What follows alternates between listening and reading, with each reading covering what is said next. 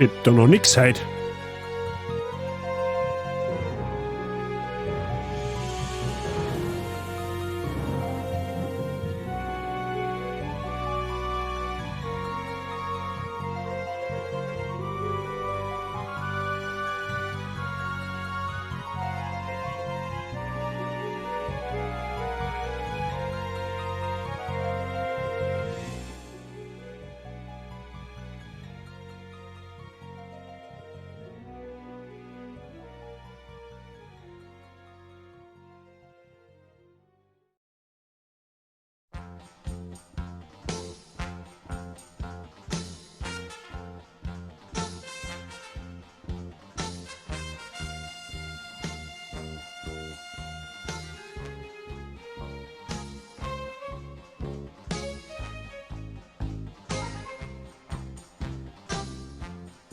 Oh, einen wunderschönen guten Abend, Mr. Saiching.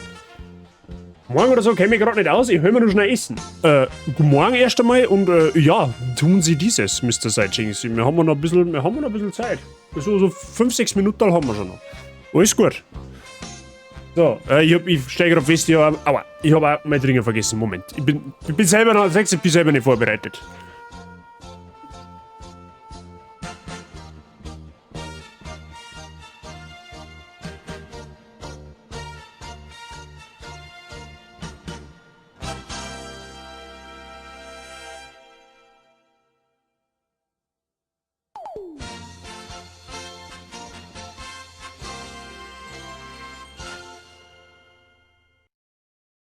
Oder? Gleich wird's leichter. Gleich wird's leichter, wenn man ein wenig etwas zum Trinken hat. So.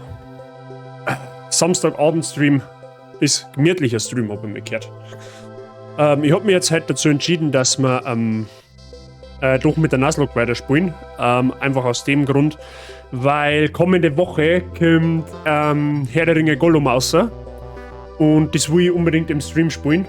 Und da darf es eigentlich, wenn es jetzt richtig läuft, dann brauche ich noch etwa 2 Streams für. 3. Kommt darauf an, wie weit wir heute kommen. 2 oder maximal 3 Streams. Je nachdem, ob wir wipen oder nicht. Gemäß dem Fall, wir wipen nicht, brauche ich noch maximal 3 Streams. Dann haben wir mit der Nuzlocke fertig. Und dann möchte ich ins Programm nehmen dafür halt dann Herr der Ringe Gollum. Auf das warte ich eigentlich schon seit es angekündigt ist. Und ich wollte eigentlich eine Discord-Umfrage machen, was wir spielen, God of War oder eben Nuzlocke, aber eben aus besagtem Grund habe ich mich dann kurzerhand doch für die Nuzlocke entschieden. Dass wir das jetzt langsam zum Ende bringen. Vielleicht ist ja die Nuzlocke mit dem heutigen Tag schon je nachdem, ob wir wipen. Wir haben ja letztes Mal den 7. Arena-Leiterorden gemacht. Und da sind uns 2 Pokémon weggestorben. Wieder mal Dragoran. Zum zweiten Mal, das wir ja letztes Mal fangen haben können, weil es ein Encounter war, also auf einer zweiten Route. Die Ups darf ich ja fangen, wenn ich mag, muss ich nicht, aber darf ich. Und Gengar ist uns leider Hops Nummer 1. Aber mir war sowieso klar, dass ich bei dem Doppelkampf nicht ohne Verluste rausgehe, weil es ohnehin schwer genug war. Vorbereitet hätte ich mich eigentlich relativ gut. War wahrscheinlich besser gegangen, ich habe mir den Kampf im Nachhinein nur mal angeschaut. Und mir ist aufgefallen, ich habe beim EV-Split bei Dragoran einen massiven Fehler gemacht. Ich habe nämlich leider kein KP-Investment nicht gespielt, wenn ich es noch richtig in Erinnerung habe. Wer weiß, ob Dragoran draufgegangen war, wenn ich voll KP gespielt hätte, aber naja, hätte wadi dadi. Nichtsdestotrotz stehen wir für das noch relativ gut da. Oder das heißt relativ, wir stehen eigentlich noch gut da. Wir haben einen Ersatz. Ich habe mich offstream ein bisschen um einen Ersatz gekümmert, ich habe ein bisschen hochgegrindet. Jetzt habe ich jetzt gleich sagen, was wir statt Dragoran halt jetzt dabei haben. Plan heute war auf alle Fälle, das passiert jetzt relativ am Anfang sogar dann schon, so vielleicht in ungefähr einer halben Stunde. Werden wir hoffentlich Team Magma auseinandernehmen. Also heute wäre tatsächlich der letzte Kampf gegen Team Magma. Und da ich ja eigentlich vorhätte bis 21 Uhr zum Streamer, war wahrscheinlich sogar noch der 8. Orden drin. Je nachdem. Kann sein, kann aber auch nicht sein. Also schauen wir mal, wie weit wir kommen. Heute kommt im Endeffekt der ganze Story. Plot-Twist im Endeffekt. Das ist ja eigentlich für Pokémon-Spiele prädestiniert, dass das immer nach dem 7. Orden passiert. Und so ist es halt auch heute. Wir brunzen das Feuer von Team Magma aus. Genau so nämlich, Mr. Saiching. Ja, genau. Ansonsten, schauen wir mal. Schauen wir mal, wie es läuft. Für das schlug er mir, glaube ich, nicht schlecht. Ich meine, klar, ich habe ein wenig einen Guide an meiner Seite, da wo ich reinschauen kann. Blind wird man, also komplett blind wird man da wahrscheinlich niemals so weit kommen. Aber für das, dass ich halt annähernd ein Hardcore-Rule-Set spiele, ist, glaube ich, gar keine schlechte Leistung. Also ich persönlich hätte trotz allem gedacht, dass noch spätestens 4 Uhr Schluss ist. Aber gut. Haben wir ja doch weiter, als ich gemeint habe. Gut. So. Von daher. Morne. Gut, Mr. Saijin, gut, dass du das gerade schreibst. Das habe ich nämlich vergessen. Den muss man gleich mal updaten. Das können wir jetzt noch schnell tun. Die Zeit haben wir. Jetzt passt so. Und zwar brauchen wir da den. Da brauchen wir jetzt den.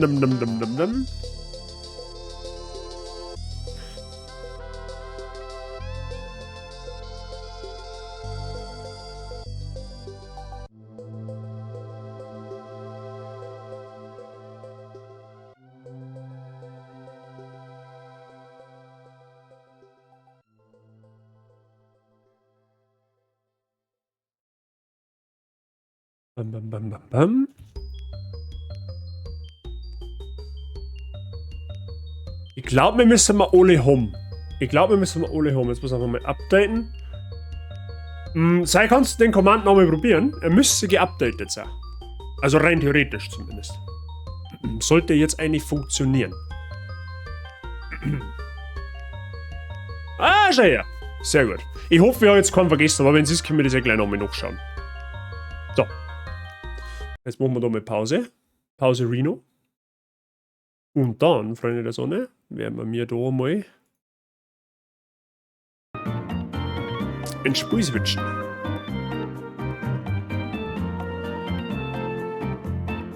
Easy. Perle, habe die Ehre, grüß dich. Ich hoffe übrigens, dass alles fit bei euch ist. Ich hoffe, euch geht's gut. Alter, was? Die sind hier? Jo. Die sind hier. Die sind kaputt. Leider Gottes. So. Also, wir haben letztes Mal da einen Stäblen. Wir haben letztes Mal noch eine kleine Cutscene gesehen. Was dann jetzt zur Phase ist. Ich habe jetzt Pegasus, also unser Cedra King, anstelle von Dragoran mit ins Team genommen. Das ist auch schon nachgelevelt. Ich habe auf der Box außerdem noch Stolos nachgelevelt. Ich glaube, dass das Potenzial hätte aufgrund seiner Fähigkeit in der Megaform. Vielleicht brauchen wir es irgendwann einmal. Ja? Wir müssen uns jetzt allerdings vorher noch ein bisschen um unsere Movesets kümmern, weil die haben ein bisschen gefuckt ab, wenn ich es einmal so sagen soll. Ja, die haben noch auf dem Arena-Leiter-Moveset. Ansonsten können wir sonst so nicht weiter. Ja? Also müssen wir auf alle Fälle mal retour. Was mir nur einfällt, was wir jetzt vorher noch machen, bevor wir ins Team Magma Versteck gehen, wir holen uns noch TM13 Eisstrahl aus dem Schiffswrack. Die wollen wir unbedingt haben, brauchen wir für Cedra King. Und auch für Hytira, also das lassen wir uns auf alle Fälle nicht nehmen. Und ja. Wie switchen? Szene switchen, Perle. Und dir geht's prächtig, das hört man sehr, sehr gern. Das gefreut mich. Bei mir ist soweit auch alles fit. Zwar Frühschicht gehabt heute. Bin quasi seit 5 Uhr morgens wach, aber Streamer geht ja immer bekanntermaßen. Also fangen wir mal mit unserem Broly an. Da haben wir ja immer nur Schutzschild und Lehmbrühe drauf, was wir ja jetzt nicht mehr brauchen. Wir wollen auf alle Fälle wieder Eishieb drauf haben. Statt Schutzschild. Wir werden wahrscheinlich früher oder später nochmal auf Schutzschild zurückgreifen müssen. Kann da mal 4 stellen, schauen wir mal. Dann sehen wir schon. Ich bin traurig, TV-Sessel heute seziert und bärig. Mr. Saijin, das habe ich mitgekriegt. Das habe ich bei der Yassi mitgekriegt. Hast du denn schon einen Ersatz gefunden? Ich hoffe doch. Ich hoffe, dass du schon einen Ersatz gefunden hast. Sag dir, wie es ist. Rest in Peace, Seis TV-Sessel. Mögest du im Frieden ruhen. So, dann nehmen wir noch, eigentlich, aber wir noch einen Doppelkampf? Ich glaube nicht. Aber Steinhagel hat mehr Genauigkeit, bei ein bisschen weniger Damage. Ich gehe lieber für mehr Genauigkeit, ja, weil gar nicht Treffer ist halt gar kein Schaden. Steinhügel. Steinhagel statt Lehmbrühe. Mein Bett ist mein Ersatz aktuell, aber am Geld soll es nicht scheitern. Na, also ich glaube, da findest du relativ schnell einen preis-leistungstechnisch guten Ersatz. Ich meine, so Sessel werden da heutzutage, glaube ich, mittlerweile nachgeworfen, wenn mich nicht alles täuscht. Von daher. Ich möchte jetzt beim Sumpex auf alle Fälle Taucher lernen, auch wenn Nassschweif ein bisschen mehr Damage macht. Taucher hat aber dafür 100% Genauigkeit, wenn wir da sein können. Macht zwar nur 80 Damage, Nassschweif macht 90, Nassschweif kann aber auch daneben gehen. Ja? Gehen wir für die sicherste Option. Ja? Taucher ist ein physischer Wasserangriff, ist perfekt für unser Sumpex. So nämlich. So, dann möchte ich wieder Donnerwelle auf Landtouren haben. Auf alle Fälle, damit ja nichts passiert. Da haben wir Donnerwelle. Und das möchte ich haben statt Ladungsstoß.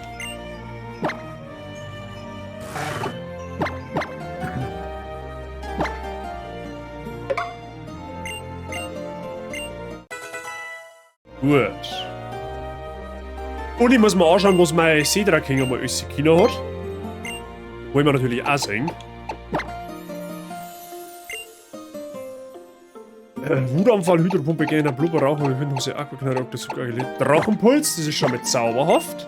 Seedraking wird man auch Surfer lernen, damit es eine gute Wasserattacke hat. Hydropumpe bin ich jetzt nicht so der Fan davon, weil es halt eben oft daneben gehen kann. Aber das kriegen wir anschauen. So, dann muss ich noch Surfer auf Seedraking haben. Ja, wir haben vielleicht die eine oder andere TM, die wo wir unserem Seedraking beibringen könnten. Eventuell müssen wir mal schauen. Der Schutzschild ist zum Beispiel auch mal eine gute Sache. Energieball kann es nicht lernen, Stromstoß auch nicht, Solarstrahl nicht. Ja, müssen wir mal schauen, das kriegen wir schon. Jetzt brauchen wir erst einmal Surfer. Surfer für Seedraking, damit ja nichts passiert.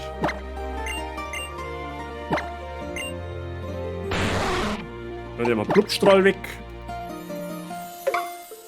So, dann nehmen wir auf alle Fälle nur Schutzschild mit, weil ich jetzt nichts Besseres nicht habe. Aber Schutzschild zum Baiten ist ja, oder zum Scouten ist ja nie verkehrt. Für den Fall, dass wir uns einmal unsicher haben, was der Gegner macht. Können wir Schutzschild eigentlich ganz gut benutzen. Und dann haben wir uns eben noch besagte Eisstrahl-TM. Das lernen wir dann auch noch unseren Seedraking. Also ich gehe jetzt mal davon aus, dass es lernen kann. Entweder TV-Sessel mit Massage und elektrisch verstellbar um 1000 Euro oder ein TV-Sessel um 300 Euro und kaufen ein paar Vibratoren für... Hashtag geschubst. Aber, na, Budget Vibriersessel. Surfer OP seit Gen 1. Also ich persönlich, ich hab gar nichts gegen Surfer. Ich finde Surfer ist schon immer eine gute Attacke. Tatsächlich. Genau, habe ich gar noch gesagt, ich habe Stollers weiterentwickelt, da muss man jetzt aber auch anschauen, was das noch Kino hat. Habe ich jetzt tatsächlich nicht dran gedacht. Aber wir haben ja Zeit. Haben wir ja ein bisschen Zeit. Pressiert ja überhaupt nichts. So. Stollers. Habe ich damals mit Saphir und Rubine rausgekommen, habe ich das Viech unfassbar gefeiert. Ich habe das so cool gefunden. Okay, wir haben da Lawine, Kraft, Kolosseckel, Härtner, Lebensstelle, Kopfnussfüße, Metallgleich. Was kann das jetzt eigentlich? Oder Bodycheck, Metallsand, Eisenreif, Eisenabwehr. Okay. Eisenschädel, Steinhagel ist schon mal nicht schlecht. Das nehmen wir auf alle Fälle mal mit. Mal Bodycheck weg.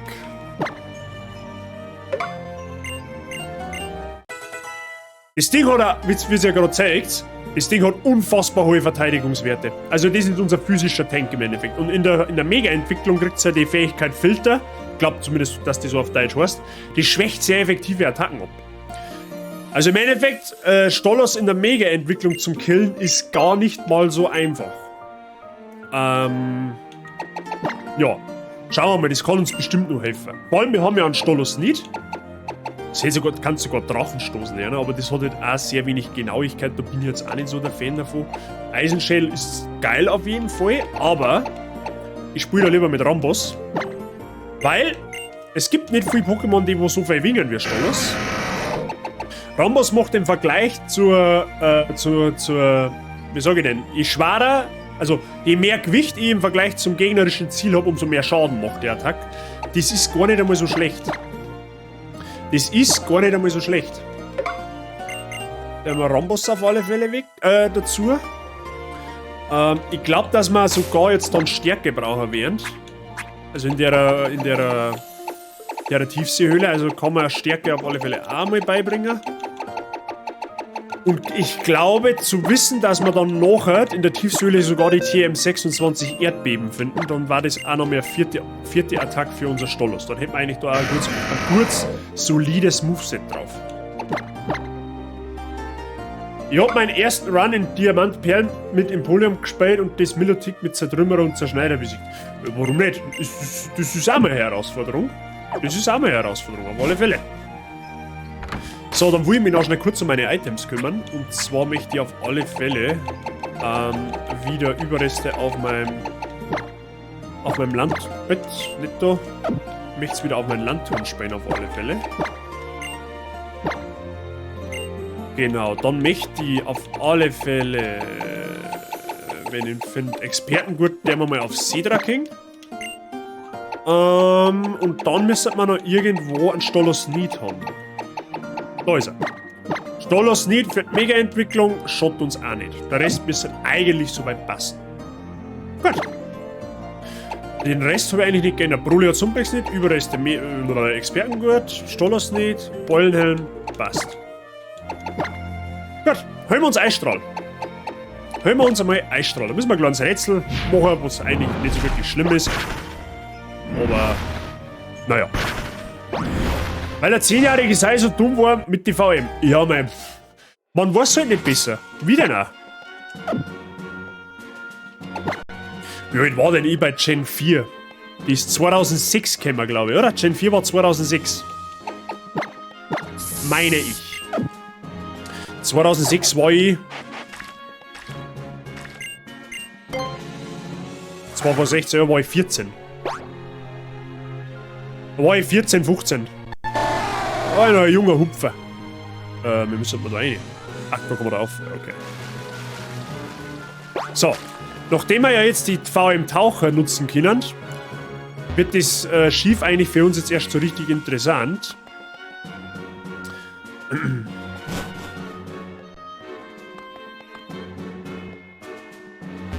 Und zwar müssen wir also einfach das Rätsel lösen. Wenn das so ist wie im Original, dann weiß es eigentlich eh. Und jetzt, Freunde, kommt ein Feature, was ich so geil finden darf, wenn sie das wiederbringen darf. Nämlich das hier.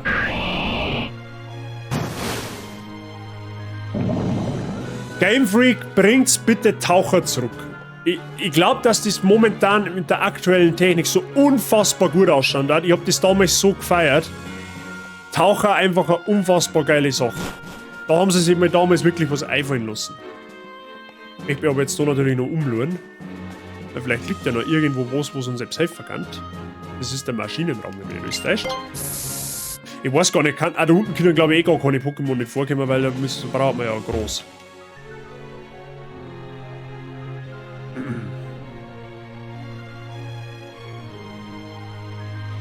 Naja.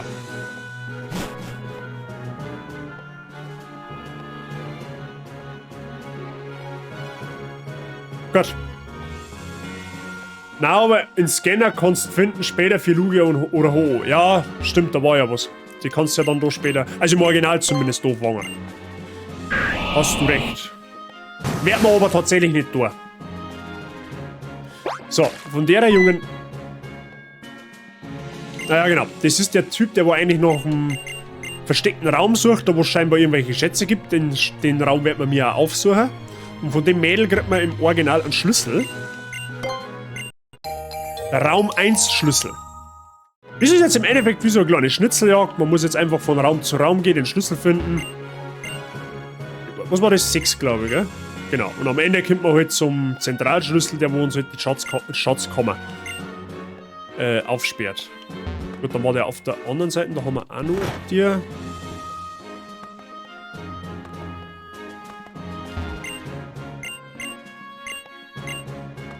Okay. Warte mal, was ist denn das überhaupt? Ah, okay, da ist automatisch auf. Einfach nur so. Okay. Da runter ist auch noch ein Tier. Da geht's auch einfach einer. Ja gut, okay. Dann ist die Tier auf der anderen Seite.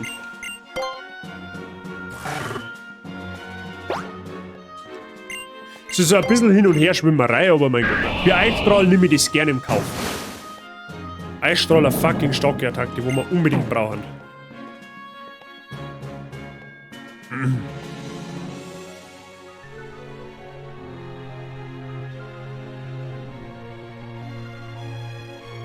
So. Schaut natürlich draußen im Ozean viel besser aus. Wo du dann im Endeffekt in der freien Natur umeinander schwimmst. Mehr Content, mehr gut. Genauso sage ich das auch. Na, Mr. Saiyajin ist schon lange nur dabei, dass er das weiß. Da ist Raum 2, dann wird das wahrscheinlich Raum 1 sein, oder? Oder der ganz oben links. Das kann natürlich auch möglich sein. Ah ja, 6. Raum 1 Schlüssel benutzt. So. Dann ist da wieder ein Schlüssel. Nein, das ist ein Tauchball. Die Schlüssel haben versteckt, die muss man da tatsächlich suchen. Aha, das ist Gegner. Können wir skippen da, denke ich mal. Raum 2 Schlüssel. So, der Raum 2 Schlüssel war oben. Meine, oder auf der anderen Seite, besser gesagt.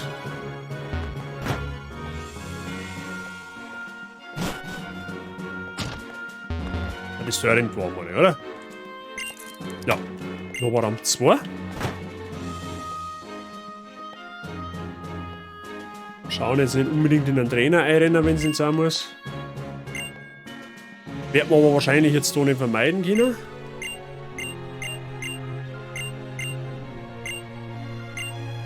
Okay.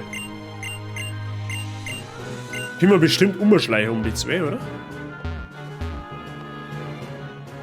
2007 ist Gen 4 gekommen. Ich hätte jetzt auch so gesagt 2007, 2006, irgendwie sowas um den Dreh.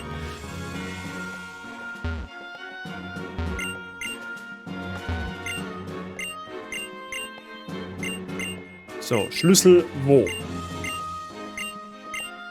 Ja, komm, laber mich nicht voll.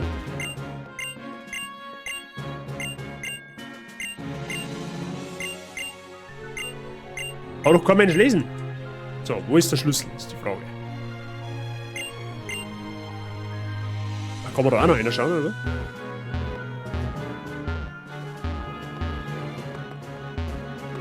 Okay, haben wir irgendwo... Ah, vielleicht ist er da in einem Mülleimer drinnen. Da schau her. Ah, okay. Irgendwo versteckt er sich schon.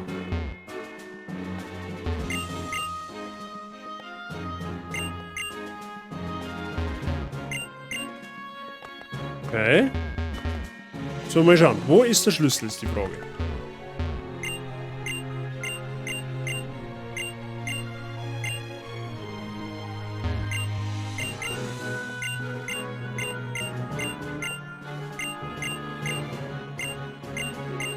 Vielleicht kommt noch ein See, das kann auch sein.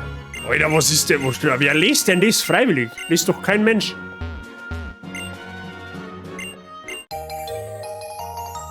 Ja, okay, gut. Geht, warum einfach, wenn es kompliziert geht. So. Raum 6 Schlüssel haben wir, der ist wieder auf der anderen Seite.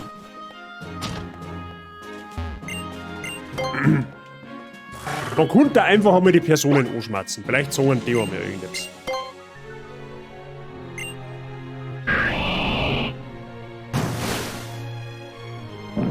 Ich muss mich aber zu mir erinnern, dass damals bei der Gen 3, wenn du getaucht bist, dass sich da auch die Musik verändert hat entsprechend.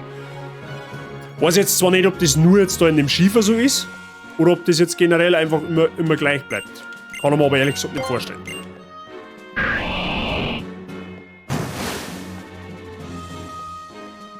So, Raum 6 Schlüssel brauchen wir. Das ist nicht der. Die war auch offen. Das ist Raum 4. Das ist Raum 6.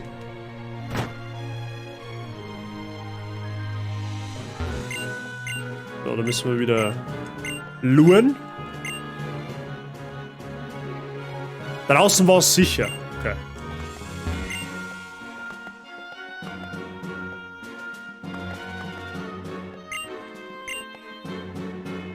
Okay, da geht's auf alle Fälle da raus. Auf die Seiten. Das ist ja dann da, wo wir letztendlich hin müssen. Müssen wir mal schauen, vielleicht kriegen wir den Schlüssel auch da heraus. Ein Raum geht uns ja noch an. Da, vom Angler eben.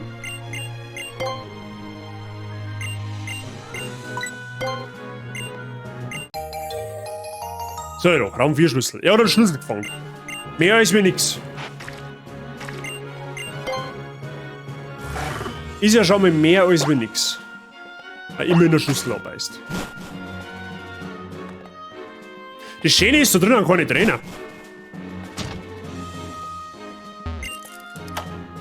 So.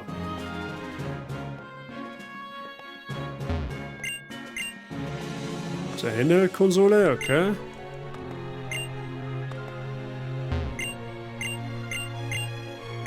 Okay, wahrscheinlich ist ja eh das, der wo drunter liegt, als Item. Lagerschlüssel, okay. Gut. Schnitzeljagd beendet. Mehr oder weniger.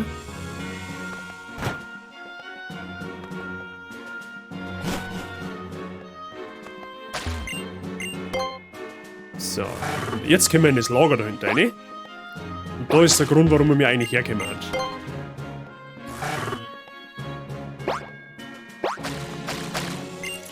Da drinnen. Ja.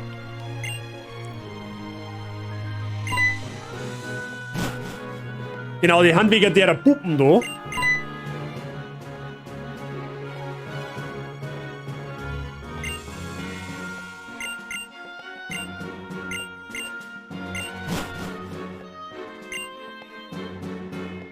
So, der möchte jetzt am besten das Zeug unterm Nagel reißen. Da ist aber der Älteren. Und dann nimmt sie einfach nur die Eneko-Puppen mit. Oder was auch immer das ist. Der Chef hat, also er meint, sein Chef sagt, hey, wir rauben die Bude aus. Dabei wollte er nur seine Eneko-Puppe zurückkommen. Und wir kriegen jetzt lauter Nuggets. Teilweise auch Riesen-Nuggets, die einen Haufen Kohle bringen. Und Eisstrahl. Einer der stärksten Attacken, oder der besten Attacken im Spiel, sagen wir es mal so. So ein verfressener Huren, das will, ja genau, der möchte eigentlich Goldnuggets haben. Sogar Lanton kann Eisstrahl lernen. So. Und schon haben wir ein solides Moveset auf Cedra King. So fügt sich alles. Perfekt. Hat sich auf alle Fälle gelohnt. Darin ist, glaube ich, sogar noch im Original irgendwo ein Megastein. Weiß aber jetzt ehrlich gesagt nicht, ob das da... Ja, der ist auch da drin. Und dem Eck. Wir geiern wir uns jetzt auf alle Fälle mal die ganzen Nuggets da, weil warum denn nicht? Gibt einen Haufen Kohle, wird man bestimmt noch brauchen.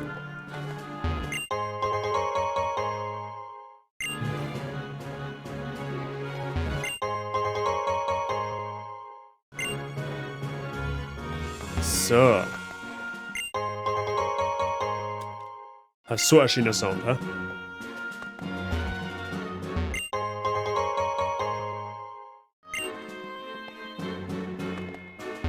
Easy. Her mit, außer mit die Kohlen.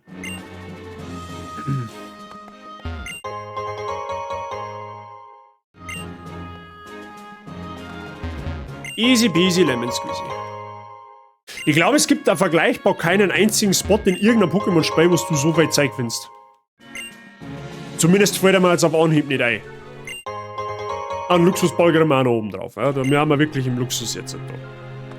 So, holen wir uns den Megasteiner da hinten. Ich weiß zwar jetzt nicht, welcher das ist. Aber was man hat, das hat man. Lieber haben und nicht brauchen, als wir brauchen und nicht haben. Ein Bibor nicht. Okay? Bibor wird man heute wahrscheinlich auch keins mehr kriegen. Tipp jetzt einfach mal. Ich glaube, dass Gen 3 die größte Map hat. Da die fast nicht einmal behaupten. Gen 2 hat eigentlich 2 Maps. Und die neueste Gen, also sprich die 8. jetzt halt auf der Switch, die hat auch eine verdammt große Map eigentlich, so gesehen. Routen wahrscheinlich ja. Wenn es rein um Routen geht, mit Sicherheit. So. Ja, dann machen wir uns langsam auf. Richtung Team Magma, hätte ich gesagt. Ich glaube dass wir fast mit dem Team mitgehen können. 2 Stahltypen. Nehmen wir mal Stolos mit, weil sagt man's, Gewaldro wird uns eh nicht stark helfen können. Und ich glaube, dass wir so eigentlich ganz gut beieinander haben. Das meine haut hin. Meine haut ihm schon hin.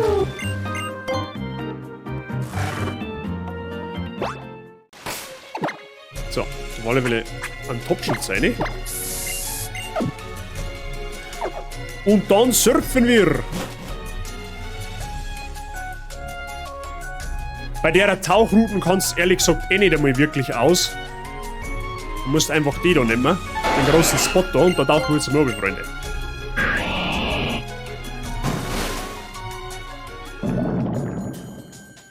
Hab's, muss ja auch, war doch andere Musik. Was im Original auch nicht war, es hat unter Wasser keine Trainer gegeben, im Original. Also in der originalen 3. Gen, ja? Also Rubin, Saphir, Smaragd. Im Remake haben sie Tauchgegner eingeführt. Finde ich eine coole Sache. Und die Musik ist einfach cool zum Entspannen. Und das ist einfach so ein Feature, wo ich mir denke, Alter, wenn es das in den neuen Spielen übernehmen das wird wahrscheinlich unfassbar gut ausschauen. Abgesehen davon, Freunde, haben wir unter Wasser auch noch einen Encounter. Glaube ich. Ja, doch haben wir. Kann man uns eigentlich, jetzt muss ich mal schauen, kämen die einfach random so vor? Oder muss man da in einer groß? Weiß ich jetzt ehrlich gesagt gar nicht. Ja gut, ist eh wurscht. Tiefseehöhle.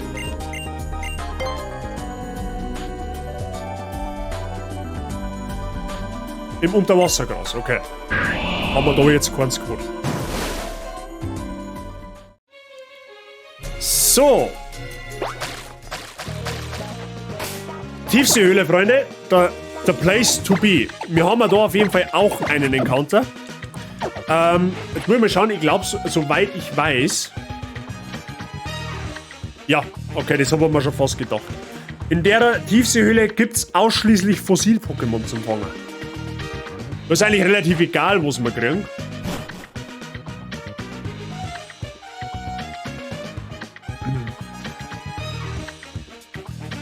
Deswegen, ja. Schauen wir mal. Irgendwas läuft uns dann schon rein. Den Weg weiß ich da tatsächlich nur auswendig. Ah, der haben jetzt einen Schutz einmal weg, damit wir uns unseren Encounter mal holen können. Und wir kriegen mal. Ui, Balgoras sogar. Das ist, glaube ich, so ziemlich der beste Fossil-Encounter, den wir haben können. Den nehmen wir dann mit. Wird später zum Drachen-Pokémon. Sauberhafte Geschichte. War ein guter Ersatz für Dragoran tatsächlich. Muss ich ganz ehrlich sagen. Also Balgoras ist, glaube ich, so ziemlich auf dem Ding, auf Fossil-Pokémon basierend. Das beste Aerodactyl war noch geil gewesen, weil vor allem das hätte eine Mega-Entwicklung. Aber mit Balgoras, Freunde, bis nicht mehr. Balgoras nicht mehr.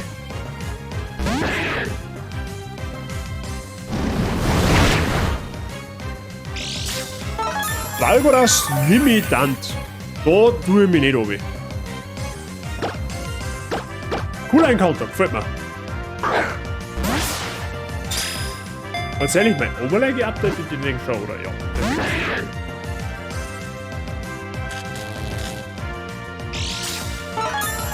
Rexy. Ah, ich hab tatsächlich einen Namen. Ich habe tatsächlich einen passenden Spitznamen für das Ding.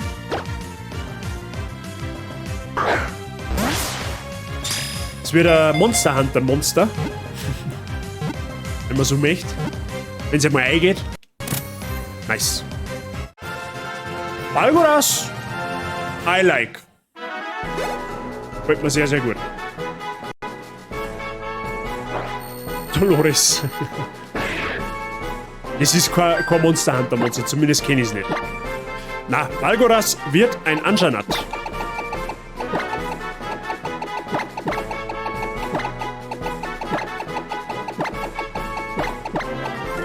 Ist ein Dino-Monster aus Monster Hunter. Gesundheit. So, der will mir Sicherheit speichern, damit nichts passiert. So, dann werden wir mal kurz heilen. Ist zwar nicht so, dass wir jetzt einen Haufen KP abgezogen haben, aber ne, ein Kleinvieh macht bekanntermaßen auch Mist. Petsniff Gesundheit nehmen, das war sogar eine Idee. Ich bin mir aber nicht sicher, ob wir noch mehr Petsniff fangen. Weil die Eishöhle haben wir schon hinter uns. Glaube ich persönlich nicht, dass wir das nur fangen. Ehrlich gesagt. So, müssen wir mal schauen.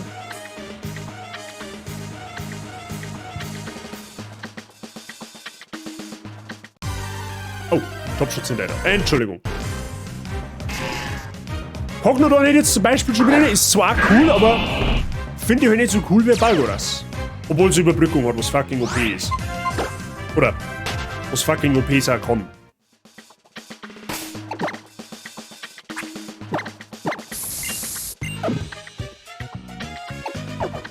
Gut. Ja, auch Steinerätsel werden hier groß geschrieben.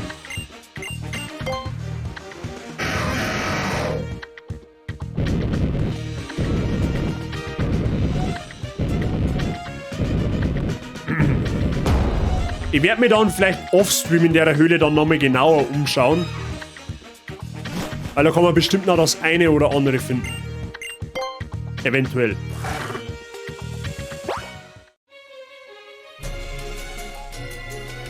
Dann haben wir da auf. Oh.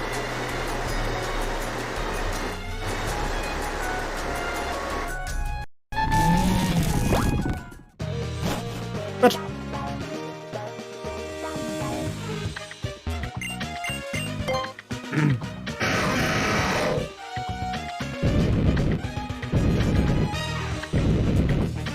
Okay.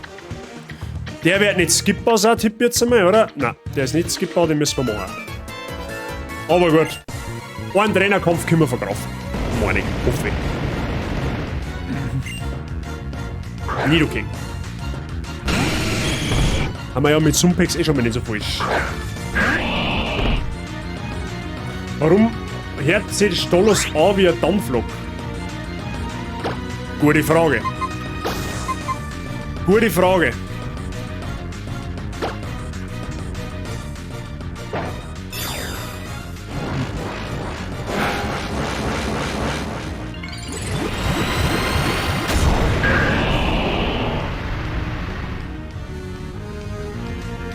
Buchtler macht das, okay? Ja, macht uns jetzt nicht allzu viel. Easy.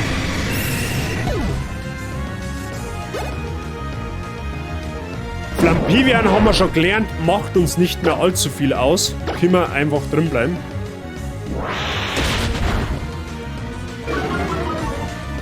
Nice. Level Cap übrigens, Freunde der Sonne, für den 8. Orden ist Level 67.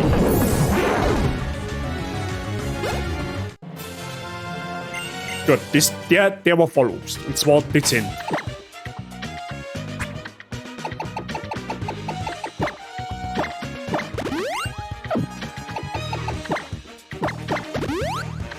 So.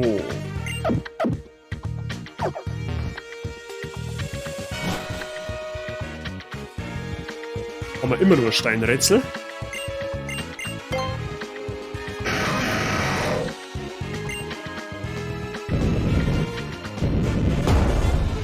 So, wie war das? Machen wir auf der einen Seite ganz nach links, damit man den anderen umschirmen kann. Genau, weil sonst kommt man oben in der Mitte nicht durch. Okay.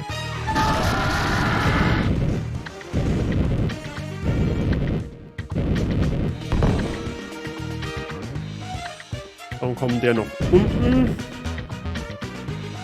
Und der nach oben. Hinti, aber der, servus, grüß dich. Mir geht's gut, danke. Alles fit soweit. Ich hoffe, bei dir passt alles. Du kommst fast pünktlich zum Bosskampf gegen Mark. Zum finalen Bosskampf gegen Mark. Ich glaube, dass wir es jetzt tatsächlich sogar trainertechnisch überstanden haben.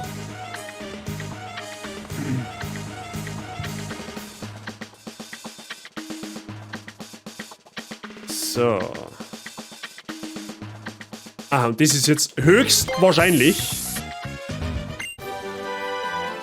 Erdbeben. Perfekto. Hat mir Premier League angesehen. Oh, was hast du denn für ein Spiel angeschaut? BB-Perle. Pünktlich. Einfach, ihr seid einfach pünktlich. Der haben wir Sicherheit speichern, damit auch nichts passiert. Nein, nicht nochmal. Wobei, war jetzt eigentlich dumm. Bei Erdbeben möchte ich jetzt Stolos noch beibringen.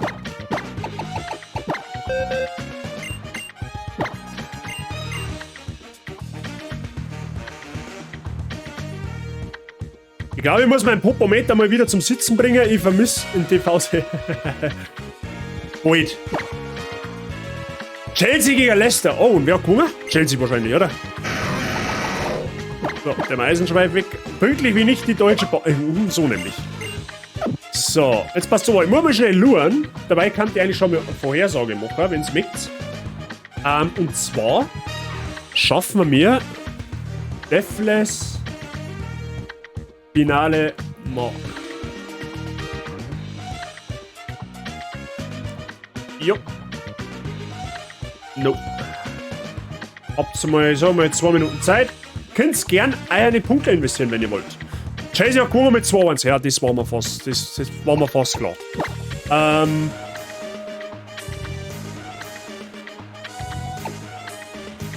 Und zwar, jetzt wollen wir mal schauen, was hat denn der Marc jetzt alles im finalen Kampf? Der Marc hat ein X-Bart, ein Hundemann, ein Lipomentas, ein Despota, ein Skelabra und ein Kamerupt. Okay.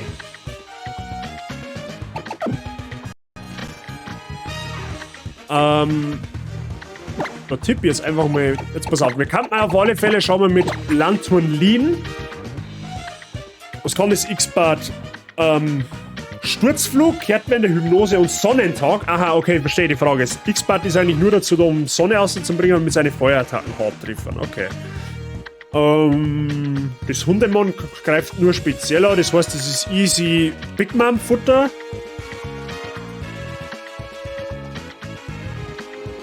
Das Lepomentas hat bis auf Erdbeben auch keine speziellen, keine körperlichen Moves. Skelabra greift auch nur spezieller und Kamerupt greift bis auf Steinhagel auch komplett speziell an. Allerdings ist Kamerupt Mega-Entwicklung, okay. Ja, also ich tippe jetzt einmal drauf, wir fangen mal einfach einmal ganz galant mit Landtouren an und spielen wir dann einfach die und dann sehen wir es in was wir reagieren da die Saison. Aber Landtouren ist, glaube ich, ein solider Öffner, da jetzt einmal behaupten. Was ist sein stärkstes Punkt? Das ist auf 65, da ziehen wir mir mit gleich. 65 müssen wir, gehen wir 64, bleiben wir ein Level drunter, weil ich nicht weiß, wie viele Kämpfe das wir, wobei 2 Level. Gehen wir auf 64, haben wir auf der sicheren Seite. Weil nicht, dass ich dann noch in der Arena irgendein Pokémon unverhofft überlevel, das wollen wir nicht riskieren. Das wollen wir jetzt an der Stelle definitiv nicht riskieren. 64 ist absolut fein, dann haben wir noch ein bisschen einen Puffer für den 8. Orden dann und dann passt es.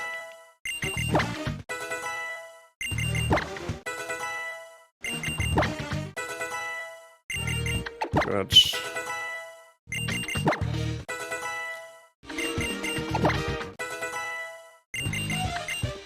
Metallstoß, nein, brauchen wir nicht. Das ist zwar eine nice Attack, aber brauchen wir in diesem Fall nicht. Gut, 64 haben wir. Jetzt irrst du den Namen speichern, dass ich den ganzen Schmarrn nicht Namen machen muss.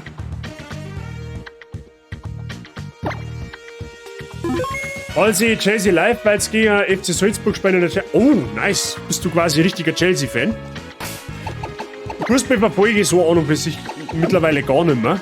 Aber früher war ich da sehr aktiv, was das so geht. Gut.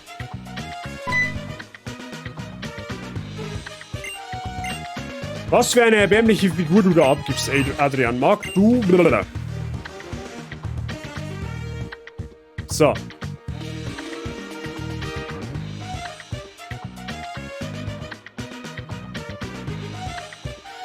Ausgezeichnet. Kleiner, ich hatte insgeheim die Hoffnung gehegt, dass du jetzt hier auftauchen würdest. So wurde also mein heimlicher Wunsch erfüllt. Köstlich, einfach köstlich.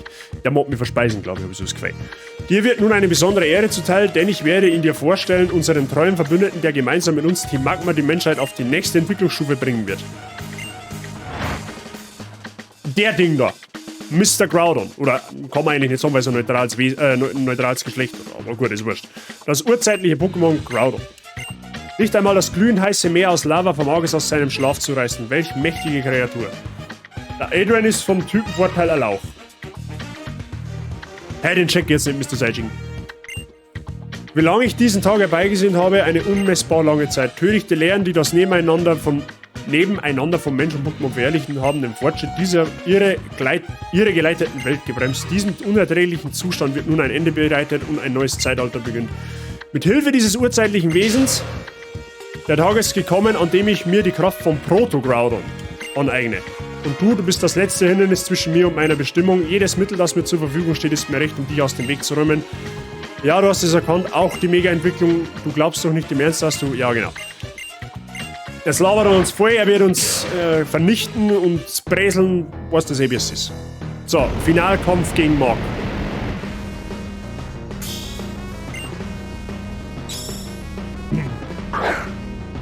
Ich hoffe, ihr habt keine Punkte entsprechend gesetzt.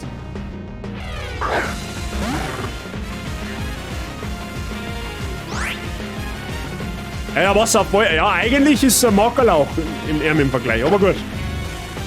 So, ich gehe jetzt einfach mal für Donnerblitz, weil warum eigentlich nicht? Schaut's mir, macht Sonnentag, oder? Ja gut, das war mir fast klar. Das war mir fast klar, dass er das macht, weil er möchte seine Feuerattacken verstärken. Das wird wahrscheinlich auch nicht killen, oder? Ja, fast. Heißt das Heal Range? Das ist auf alle Fälle Heal Range. Er hielt normalerweise, oder? Ja, er hielt, okay, nice. Jetzt idealerweise noch ein Para fressen, das war ja natürlich schon zauberhaft, ja? Das war sogar ein Roll.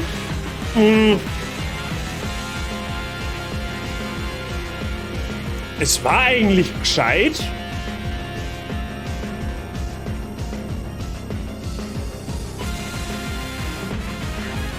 Es war eigentlich gescheit, der Voltwechsel zu machen tatsächlich. Oh, Hypnose.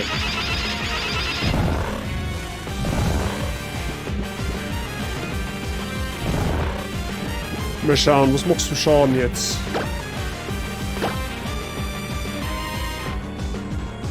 Sturzflug? Ja, okay, das sollte man nicht allzu fein tun. Ja, wollte ich gerade sagen. Okay, nice, sie wach auf. Easy. X-Bar ist raus.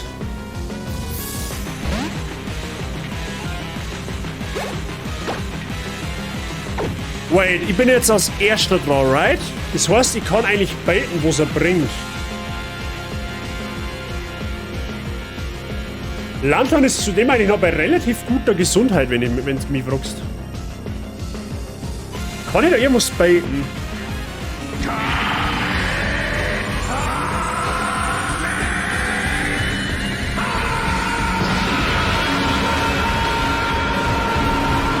Der MHD Pro.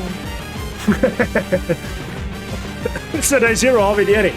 Merci für dein Resub im 10. Monat. Danke dir, mein Freund. Viel Spaß mit dem Mods. Weiterhin willkommen in der Basis gehen. Ja, Monster Hunter World Profi bin ich noch nicht, aber ich arbeite dran. Jetzt schauen wir erst einmal, dass ich meinem Pokémon Pro Dasein ein bisschen gerecht werde. Ja. Wenn ich jetzt theoretisch in Hytira gehe, dann bringt er aller Wahrscheinlichkeit noch irgendwas einer, was physisch angreift. Also sprich, entweder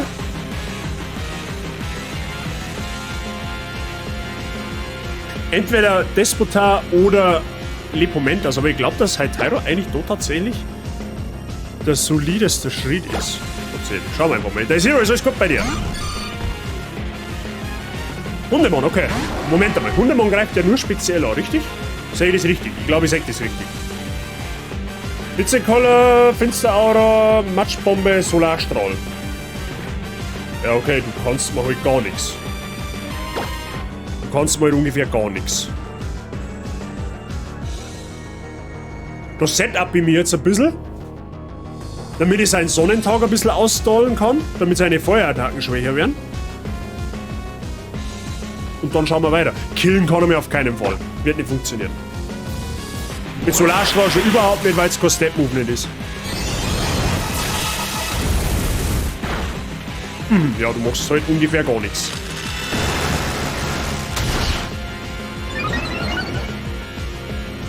In den 5 Stunden, wo wir uns 6 sagen, haben wir uns nichts gegeben. Genau das wollte ich hören. Genau das wollte ich hören. Hab ich jetzt hier einen Boost gekriegt? Das hab ich nicht aufgeschaut. Aber ist eigentlich eh wurscht. Warum sagt er eigentlich mit Solarstrahl mehr Schaden als wir? Hitzekoller macht an der Stelle eigentlich wesentlich mehr Schaden als wir Solarstrahl. Na gut, soll mir recht sein. Bei mir passt alles. Bei mir ist alles im grünen Bereich. Gut, die andere Frage ist, hilft mir da jetzt eigentlich Setupen recht, weil der wird wahrscheinlich dann noch irgendein Pokémon einbringen, mit dem ich ja mit Halteira nichts tun kann. Also ist wurscht, greift mit dem Schallwelle, also ist eigentlich relativ egal.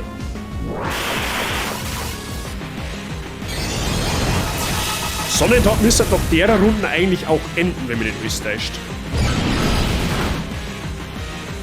Aber es war gut, ja gut, der macht wahrscheinlich sogar einen Unterschied. Wie gesagt, Hundemann war und mir an Halteira sowieso nicht vorbeigehen, da war überhaupt keine Chance nicht bestanden. Jetzt kommt Despota. Bringt einen Sandsturm aus, okay. Er mag auf alle Fälle weg von der Sonne. Ich drücke jetzt einfach mal Schutzschild, damit zu sehen, was er macht. Steinkante, okay.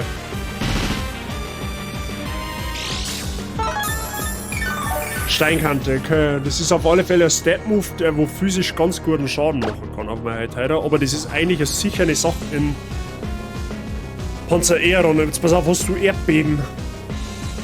Wahrscheinlich schon, oder? Ach, hat er nicht einmal. Er hätte nicht einmal Erdbeben, rein theoretisch.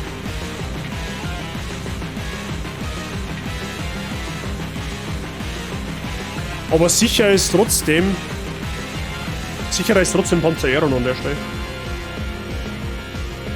Ja.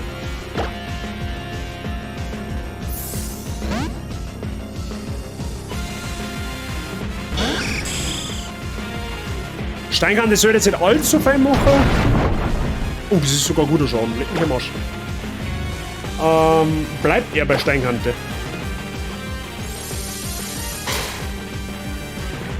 Na, er geht auf Blizzard. Okay, warum geht er auf Blizzard? Macht wesentlich weniger Schaden auf jeden Fall.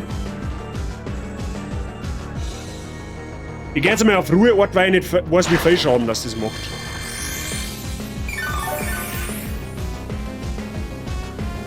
Okay, geht daneben, das ist natürlich gut für mich. Dann kann ich jetzt eigentlich definitiv einmal angreifen.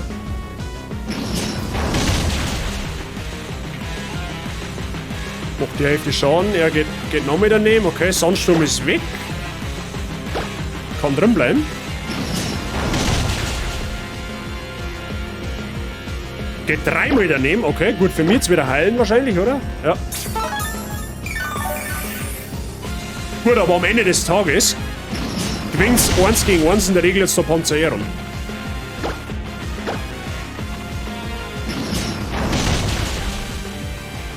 Easy, ja gut, der Crit kommt jetzt mir gelegen. Am Ende des Tages macht es aber keinen Unterschied, nicht? Weil, wie gesagt, 1 gegen 1 macht Panzer Aeron leicht gegen Despota. Okay. Skelabra. Das geht jetzt, da brauche ich jetzt eigentlich gar nicht nachschauen, das geht nämlich sowieso für einen Feuerangriff an der Stelle. Mit ziemlicher Sicherheit sogar für Feuersturm. Öha.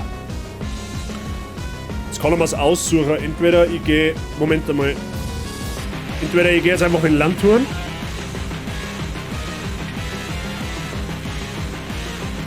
Was hat er denn eigentlich noch? Noch Landtouren? Quatsch. Er hat noch Kamarupt, eben das Skelabra und Lipomentas, okay.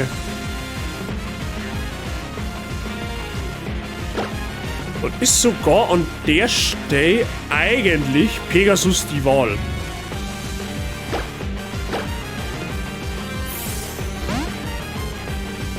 Wie gesagt, das ist definitiv ein Feuerangriff.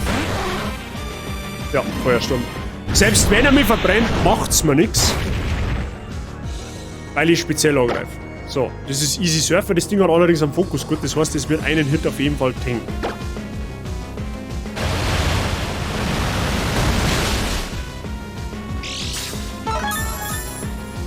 Okay, Bizarro-Raum. Das heißt, jetzt sind die langsamen Pokémon schneller und die schneller Pokémon langsamer. Also das verdraht quasi einen Speedwert. Das kann ich aber jetzt einfach einmal outstallen. Ich drücke jetzt einfach mal Schutzschild, um einfach Bizarro-Raumzüge outzustallen.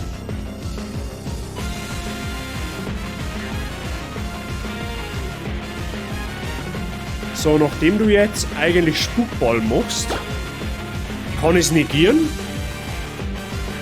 Und eigentlich einmal einen Halteiro, gell? Was da wieder einen Zug von deinem Bizarro-Raum nimmt.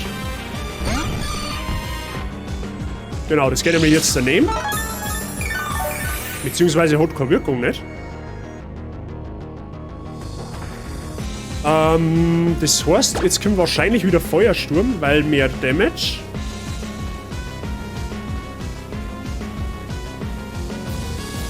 Mit ziemlicher Sicherheit sogar, das heißt, es ist wieder Easy Pegasus.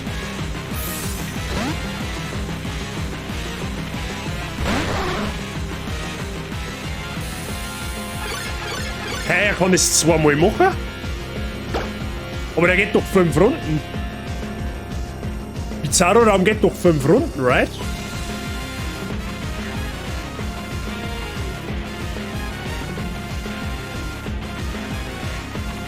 Okay. Ja, muss ich nicht verstehen, ist eh wurscht.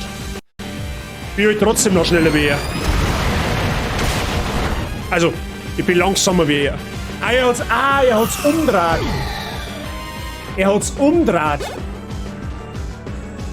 Ja, logisch, natürlich, ich hab einen Denkfehler gehabt. Ich hab einen Denkfehler gehabt. Wenn du Bizarro-Raum das erste Mal machst, werden die langsamen Pokémon schneller und die schnellen Pokémon langsamer, okay? Wenn du das aber dann nochmal einsetzt, dann wird es wieder umdrehen, also so wie es vorher war. Das heißt, die langsamer bleiben langsam und die schneller werden wieder schneller. Deswegen. So war's. Gedanklichen Fehler gehabt. Gut. Ja, Moment, das ist. Was, hat das irgendwas, was man was tun kann? Eigentlich nicht. Gut, du hast auch nochmal Bizarro-Raum, okay. Eisstrahl, Psychokinese und Erdbeben, ja. Das sehe ich jetzt eigentlich nicht das Problem.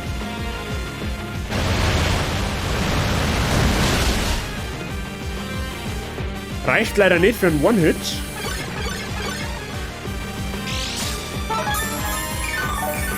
Aber das kann jetzt tatsächlich ein bisschen stallen.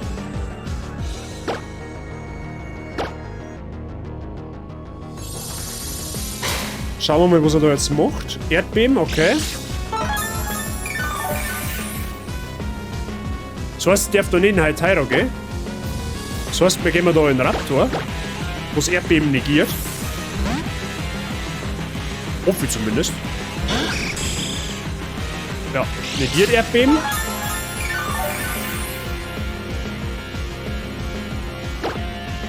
Ebenfalls noch mit Schutzschild machen. Da kommt jetzt Eisstrahl, okay.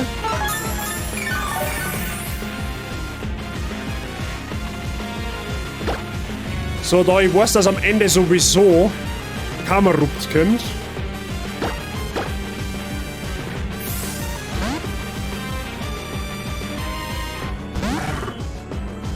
Eisstrahl, jetzt bitte nicht freezen.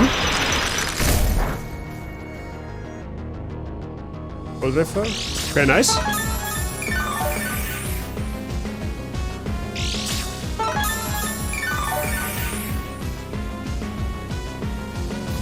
Jetzt ist die verdrehte Dimension wieder normal. Und jetzt kann ich eigentlich easy killen. Fuck, das Ding ist schneller. Okay, Lanton ist tot. Oh, es ist nicht tot.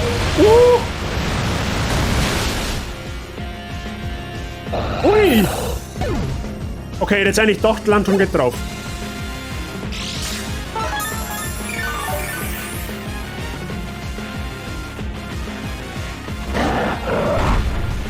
So, ich weiß, dass jetzt eine Mega-Entwicklung kommt. Ich kann aber mit Lanton da auf keinen Fall drin bleiben. Ist nur die Frage, was er jetzt macht. Das Problem ist, er killt mir jetzt mit jeder Attacke. Das heißt, es ist jetzt random, wo es kommt.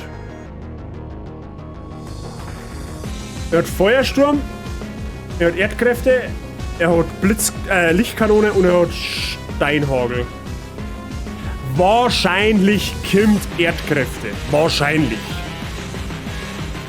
Erdkräfte kriege ich aber eigentlich ganz gut mit Pegasus getankt. Normalerweise. Ich habe relativ gute relativ gute Spezialverteidigung und KP habe ich auch gut. Also das sollte ich tanken tatsächlich.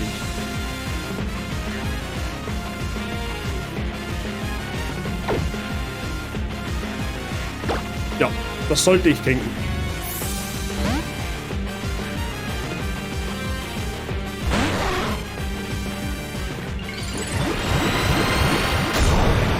Lasagne väterlicherseits, guten Abend. Harvey Derry, servus, grüß dich, schön, dass du bist. Wie geht's da? Erdkräfte kämpft, okay. Wie vermutet. Ist tanky. So, das hat jetzt keinen Fokusgurt. Kann nicht haben. Weil es ja eine mega Entwicklung hat, right? Es hat zwar Solid Rock, aber am Ende des Tages ist Surfer vierfach effektiv. Das heißt, das ist ein Easy Kill. Nice! Billinger aber die Ehre. Jo. Mark besiegt. Vulkan auf vier Achsen. Genau so. Jetzt nimmer. Da drehe ich mal drauf, gell?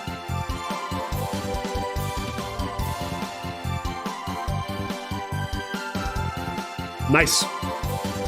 War knapp mit Lanthorn. Also, dass Lanthorn Erdbeben tankt, hätte ich nicht gedacht. Gehen wir uns glücklich schätzen.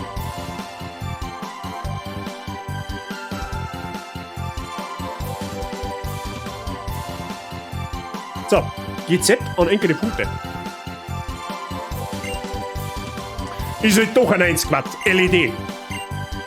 Ist ein fucking Baustrahler. Gut. So, jetzt kommt aber natürlich, lässt sich der jetzt nicht aufhalten, ja? Der wird natürlich das Groudon trotzdem erwägen, trotz dass wir ihn besiegt haben. Lässt er sich jetzt nicht aufhalten. Du möchtest ein Blauschknittel sein, Perle, kriegst du dann gleich. Nach der Cutscene, okay? Und der Seitsching mag auch sagen, jetzt geht's aber ab. So. Da, die blöde Pflanzen ist verantwortlich, das nehme ich ihr übel. Bis da sie eingeräumt wird. Die hat uns unser Gyarados. Der hat uns unser Gyarados genommen. Okay? Gyarados war mein Bro. Okay? Er wird schmerzlichst vermisst. Ich habe sogar extra noch einen Gyarados Nieten gefunden und wir können ihn nicht verwenden, weil der links, der neben mir steht da. Der hat uns genommen. Und irgendwann, ne? Irgendwann kriege ich seinen Arsch. So. Sie sitzen. Es wird, ach so. Ja, kosten auch noch mit zurücknehmen, so ist es jetzt nicht. Sie sitzen einen Irrtum auf. Das Erwachen von Groudon bedeutet nicht den Beginn von etwas Neuem. Nein, es läutet das genaue Gegenteil ein, das Ende dieser Welt. Da muss ich ihn jetzt leider verteidigen, da hat er nicht ganz unrecht. Warum wird's gleich sein? Dachtest du wirklich, mir wäre nicht aufgefallen, dass du es auf meine Position abgesehen hast? Es stimmt mich traurig, von meiner eigenen rechten Hand verraten zu werden.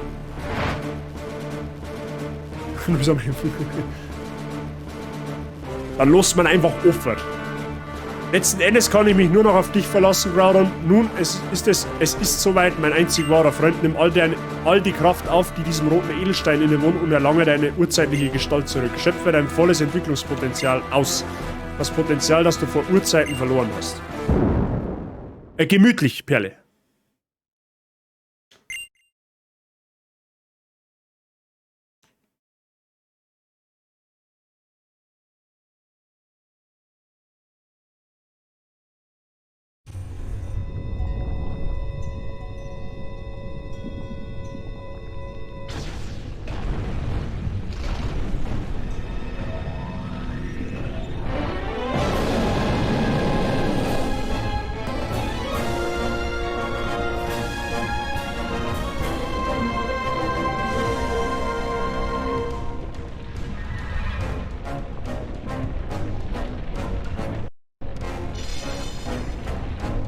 Oh, das Ding ist unflauschig.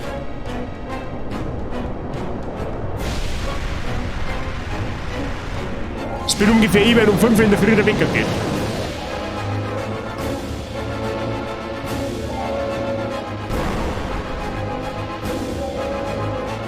Und ihr seht, was das Ding anrichtet.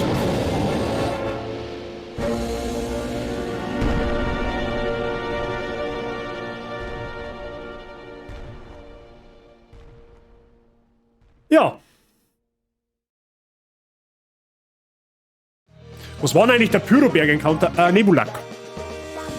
Endlich, endlich habe es vollbracht, ein neues Zeitalter in der Entwicklung der Menschheit bricht an. Was geschieht hier, Sir? Was haben Sie nur? Unsere Leute von draußen melden sich. Was ist? Die Sonne strahlt intensiver als sonst? Das war doch zu erwarten. Das ist ja genau das, was wir bezweckt haben. Wie bitte? Es ist heißer, als wir erwartet hatten? Es wird selbst für uns gefährlich? Das kann doch nicht sein. Es ist doch gerade erst erwacht. Wie kann es schon so viel Kraft haben? Wie viel Kraft wird es dann erst haben, wenn die Protomorphose vollständig abgeschlossen ist? Kurze Erklärung, eine Protomorphose ist quasi sowas wie eine Mega-Entwicklung, nur für die legendären Pokémon.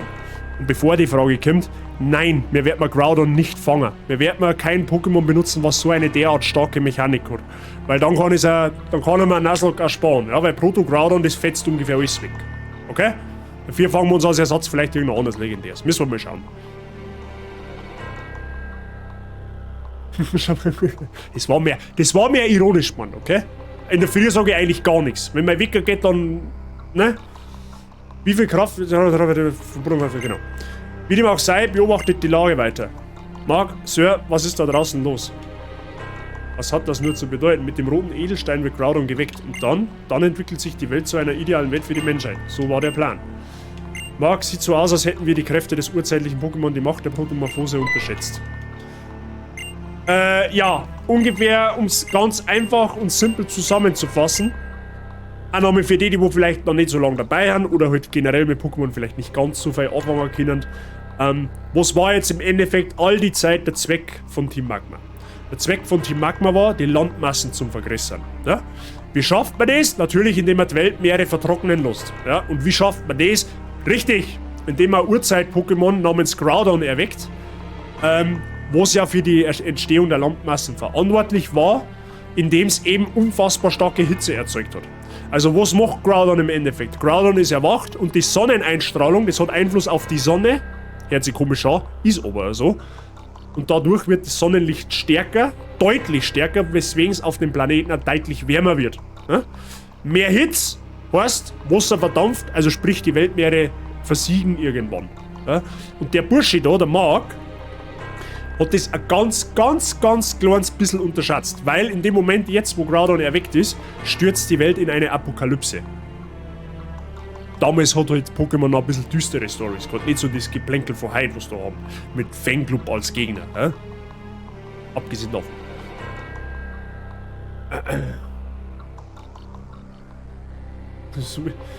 So wie das Groudon Richtung Stock geht, gehe ich immer zum Mackie. Ja. Kann er nicht so ganz klar, der Bursche.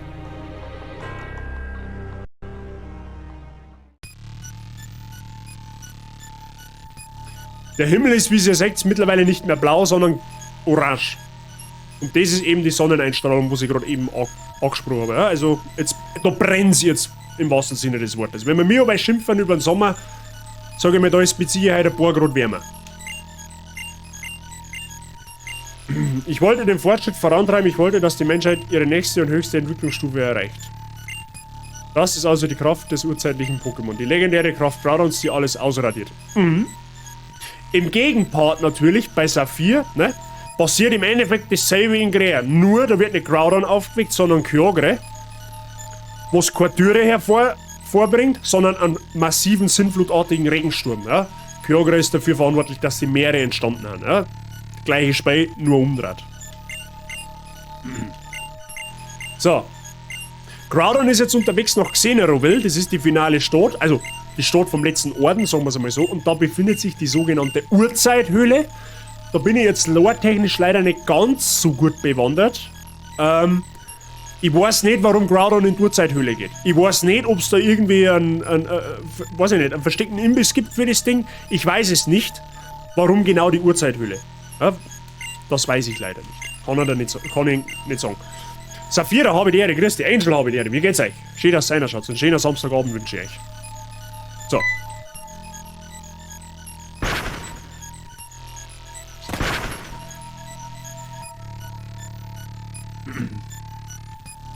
Der Troy hat natürlich die ganze Misere auch mitgekriegt. Oh Wunder, wer das jetzt nicht mitkriegen. Ja, wenn jetzt da unser Stern da oben am Himmel, den wo wir jeden Tag sehen, Gott sei Dank sehen, wenn der vor mir um, keine Ahnung, 40 Grad wärmer ist, dann darf das meine ich auch jeder mitkriegen. Ich hätte nicht gedacht, dass die Ereignisse, die auf der Wand der Granithöhle zu sehen sind, derart schrecklich waren. Ja, das ist ja übrigens die Höhlenmalerei gewesen, wenn ihr euch da noch erinnern könnt. Wenn nicht, schaut es auf YouTube auf der Wand noch. Ja? Im zweiten Part, meine ich, war das zweiten oder dritten Part, kommen wir in die Granithöhle, da treffen wir eben das erste Mal, das ist eine Höhlenmalerei, da wird genau dieses Szenario beschrieben. Kann sein, dann passiert die Sache nämlich nicht gut. Lieber der Stunger wieder freuen, okay? Das ist die Devise. War halt dreimal draußen für Gartenarbeit und wenn dreimal direkt nass wieder reinkommen. Drecks wieder, mag nicht mehr. Mr. Angel Dust, lassen Sie sich nicht ärgern, sitzen Sie einer hin, machen Sie 2 oder 8 halbe auf, genießen Sie die Show, okay? Jetzt ist Feierabend. So. Ja. Im Endeffekt, der Troy räumt das Ganze nur mal auf. Er sagt uns jetzt, hey Alter, das Viech geht Richtung Xeneroville, ich fliege jetzt nach Xeneroville. Ich wollte es da nur mal sagen, aber du musst da auch hin. Ne? So auf gut Deutsch, auf gut Borisch ist unser nächster Spot Xeneroville. Allerdings weiß ich jetzt nicht mehr sicher, wie man da hingekommen ist. Ja. Auf alle Fälle, was ich jetzt zuerst tue, ist einmal heilen.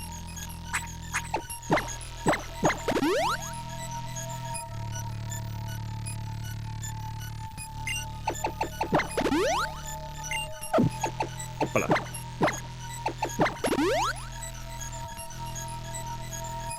Gut, da haben wir schon mal safe. Freunde, da haben wir schon mal safe.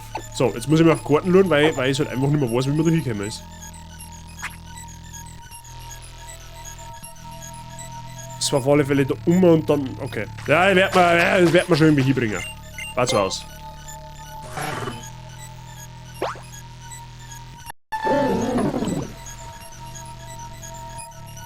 Die einzigen Lebewesen, die es aktuell halbwegs gut haben, sind Wasser-Pokémon, die wo unter Wasser sind. Da aber auf Dauer natürlich, ne, wegen der Türe, auch irgendwann flöten gehen. Ich glaube, dass wir sogar da rein müssen. Jetzt schauen wir einfach mal. Schauen wir mal, dann sehen wir es schon. Die Urzeithöhle ist eine Höhle, wo Meteoritenenergie ist, wie bei der Delta-Episode, wo das Groudon die Energie für die Mega-Entwicklung kriegt. Mr. Saijin, vielen Dank für den lore-technischen Hinweis. So, wir hören uns jetzt noch schnell der Vollständigkeit halber ein Unterwasser-Encounter. Das ist einer der letzten noch verbliebenen Encounter, die wir haben. Beziehungsweise schauen wir mal, ob wir da runter nicht auch noch ein Grasal haben. Da haben wir auch noch ein Grasal.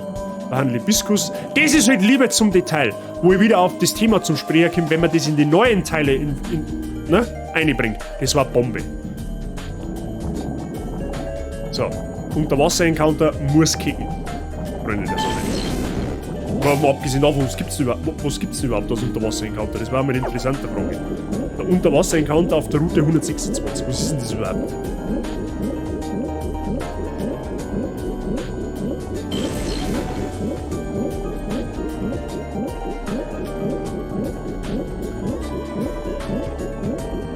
Steht da nirgends. Ah, da! Da kann man jetzt noch kriegen ein Stami. Stami ist der einzig noch verbliebene Encounter, den wir da kriegen können. Der wo neu ist, sagen wir es so. Der Rest ist alles Tubes. Ich glaube, wir handeln da jetzt einmal. Handeln wir da jetzt ein Stami? Kann man theoretisch auch beim nächsten Mal machen. Jetzt schauen wir mal, vielleicht. Rost uns ja auch eins ein.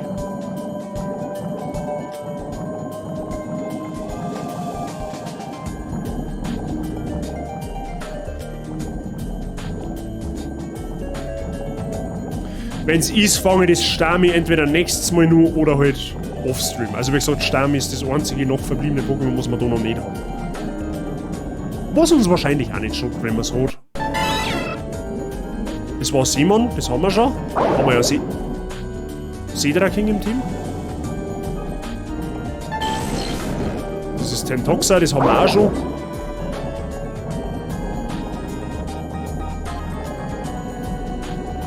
Xeneroville ist ja ein Meteoritenkrater, ist ja in einen Meteoritenkrater gebaut worden. Meine Fresse! Und die Urzeithöhle, die entdeckt haben und dass keiner die Energie missbraucht, ist verschlossen. Sehr gut. Also wer Lore zu Pokémon braucht, zu der Geschichte, wendet sich an den Mr. Saijin, wahlweise an den Mr. John Siegi, wenn er mal da ist. Oder wenn er gerade da ist. Wenn er mal da ist, ist es ein bisschen frech gesagt. So war es nicht gemeint.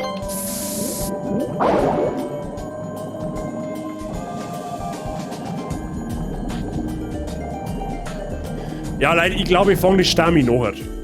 Jetzt haben wir so schön eine Story drin. Merken wir uns einfach, in Xenaroville unter Wasser kriegen wir nur eine Stami. Okay?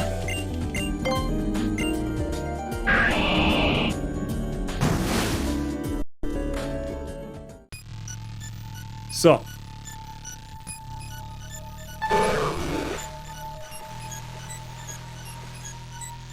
Hab ich da gerade eine Kappa durchgehört? Hab ich da gerade eine Kappa durchgehört? Das ist der fucking Ernst.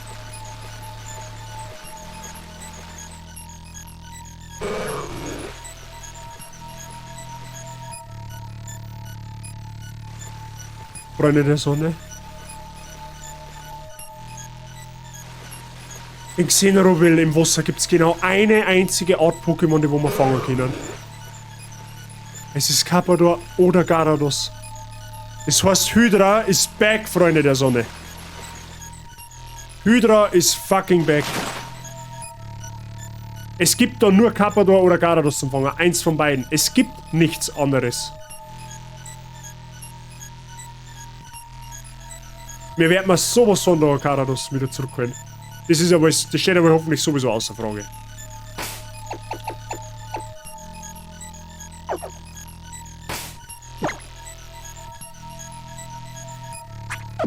Aber sowas von. Warte mal, ich schau nochmal, kann ich das auch angeln?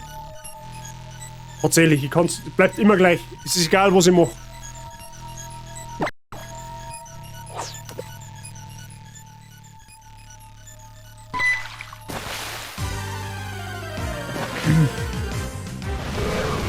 Freunde der Sonne, das schmerzlichst vermisste Hydra feiert sein Comeback.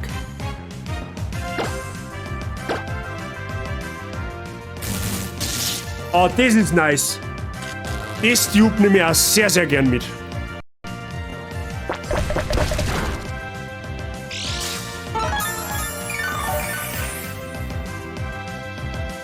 Nehmen wir natürlich sehr gern mit.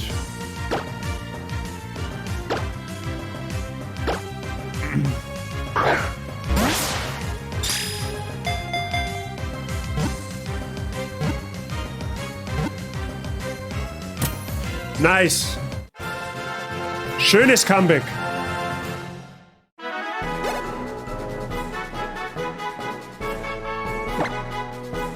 Der haben wir natürlich auch einen Spitznamen gegeben. Die Frage ist, was? Spitznamen, Freunde, haben wir eine Idee. Wir brauchen einen Berserker-Spitznamen, brauchen wir für Hydra. Oder für Carpador. Das haben sie verdient. Nicht Wurmi. Du bist auch so ein Wurmi.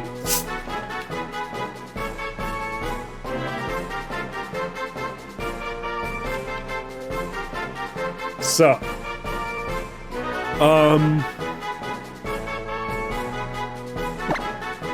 Terminator. Ist mir nicht mechanisch genug, aber ich glaube, ich weiß was.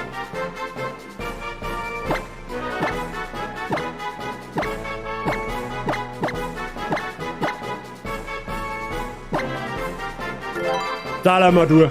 Glaube ich, trifft's ganz deutlich. Wer nicht weiß, was ein Dalamadur ist, strengt's Google an. So.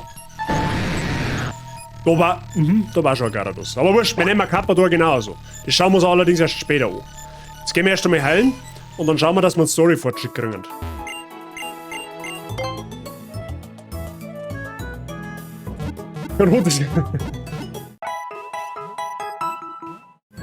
So, ich lege jetzt da mal an der Stelle Stolos ab.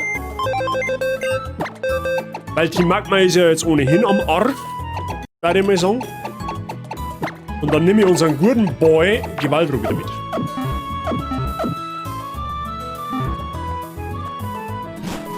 Gut. So, wir müssen mal hinter die Richtung Urzeithöhle.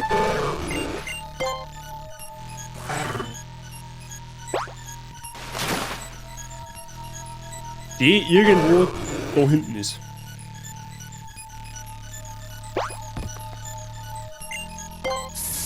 In der Urzeithöhle, abgesehen davon, kriegen wir ja auch noch einen Encounter. Abgesehen davon.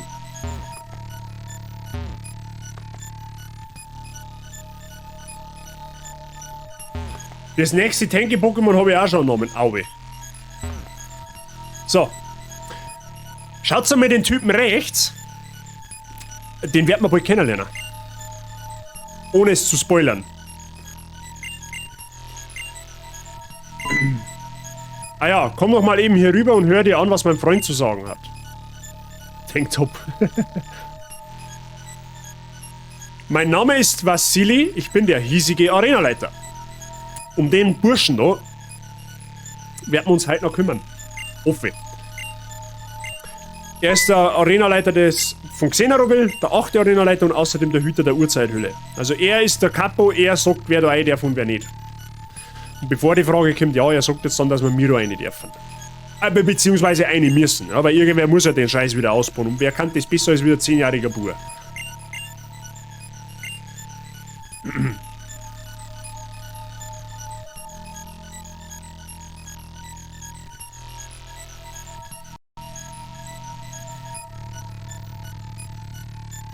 Auf alle Fälle werde ich nach der Cutscene da einmal speichern. Ein 10-jähriges Dirndl. So, die drei lustigen vier, die stehen jetzt da. Voller Reue, beziehungsweise eigentlich haben sie nur zwei, weil der Adrian hat ja in dem Fall jetzt nichts verbrochen. Zumindest in der Version. Wir kriegen jetzt den Magma-Anzug, der geben uns jetzt so ein bisschen Instruktionen, eben wie der Mr. Saijing meine gerade erklärt hat, warum es da ist, was das Ding da jetzt macht, wo es wahrscheinlich hin tut. Deswegen haben wir jetzt einen Magma-abweisenden Anzug gekriegt, da den echt natürlich nicht funktionieren, das ist ja wohl sowieso klar, damit wir Groudon da folgen können. Ja? Da drin ist nämlich übrigens auch Magma. So. Und damit das Gesurms langsam ein bisschen auf die Ohren schlägt, wird es Zeit, dass wir da jetzt reinkommen. So, natürlich legen sie das Schicksal der Welt in unsere Hände. Wie ich schon gesagt habe, wem denn auch sonst als wir einen 10-jährigen Buben. Wir werden wir schon irgendwie hinbiegen morgens. So. Und wenn gar nichts mehr hilft, dann kann uns Mike das Pippel halten. Was? Nimmt's wahrscheinlich gerade nicht persönlich, hoffentlich.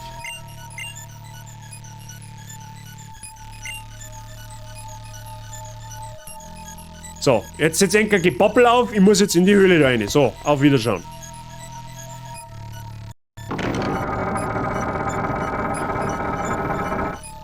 So. Urzeithöhle, Freunde der Sonne.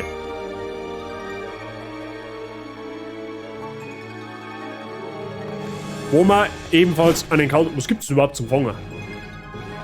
Was gibt's denn in der Urzeithöhle zum Fangen? Golbat, Aerodactyl, Zobiris, Flunkiefer.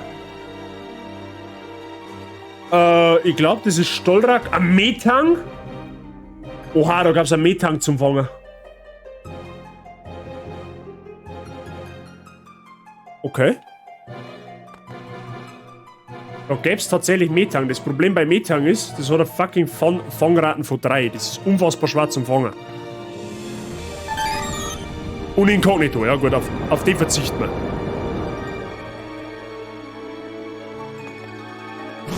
Da müssen wir natürlich immer weiter nach unten. Ich darf vorschlagen, wir nehmen einfach den Random Encounter, den wir kriegen. Für Inkognito gehen wir natürlich nicht.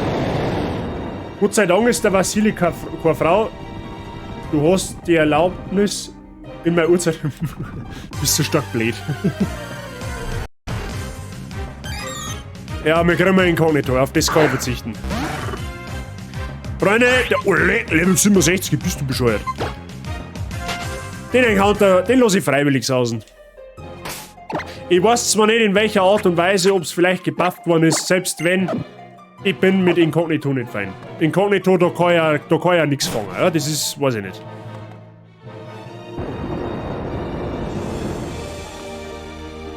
Den skippt man freiwillig.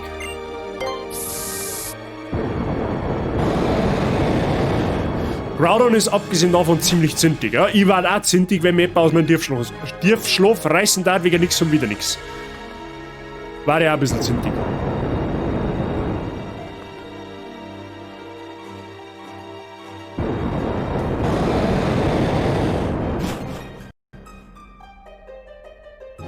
Ich wollte speichern, hab ich mal nicht gemeint, gell?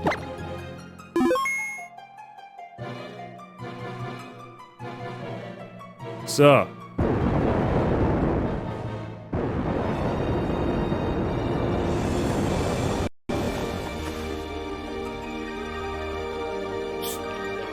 Der Magma-abweisende Anzug, ja, der hat schon immer geholfen.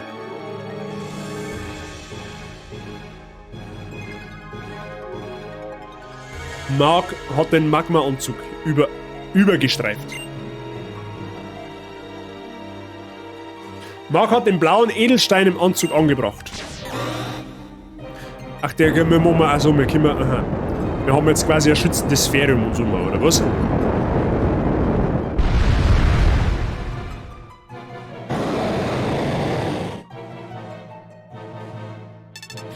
Aha, das ist einfach auftaucht, okay.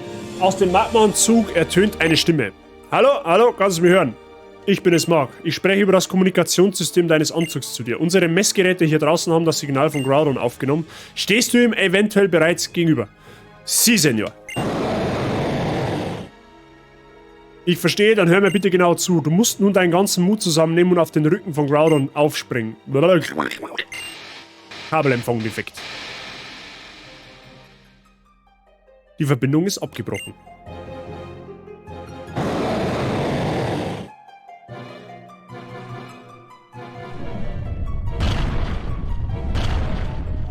Alle, super Idee. Das Ding ist zintig ohne Ende.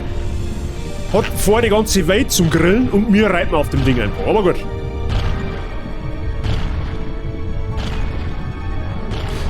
Auf der Saphir-Edition ist natürlich noch ein wenig lustiger. Das macht sogar ein bisschen Sinn, ja, dass er da auf dem Ding reitet. Macht er in der Saphir-Edition auch. Nur da gibt's ein Thema, was mich massiv stört. Ich meine, dass das nicht realistisch ist, dass der da drin gegrillt werden darf, ist ja wohl hoffentlich sowieso klar. Aber Kyogre taucht mit ihm im Tiefsee, ja, da wo sie eigentlich durch lauter Druck eigentlich zerreißen müssen.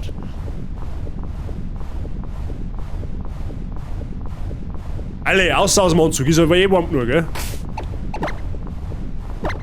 So, ich weiß, dass dieses Groudon keine körperlichen Angriffe hat. Das heißt, Big Mom wird sich um Groudon kümmern. Und zwar in der ganz frechen Manier. Wie gesagt, ich werde mich nicht da oben lassen, ein derart overpowertes Pokémon zu fangen. Wie gesagt, wenn du ein Pokémon hast, was Protomorphose machen kann, was ihr jetzt gleich sehen werdet, was das ist, ist nicht. Da brauche ich keinen Auslog nicht machen. Ja, ich habe das eine oder andere starke Pokémon bereits gefangen. Auch in der Nuzlocke verwendet, siehe halt Tyra. Aber Proto-Groudon geht mir dann doch eine Nummer zu weit, okay?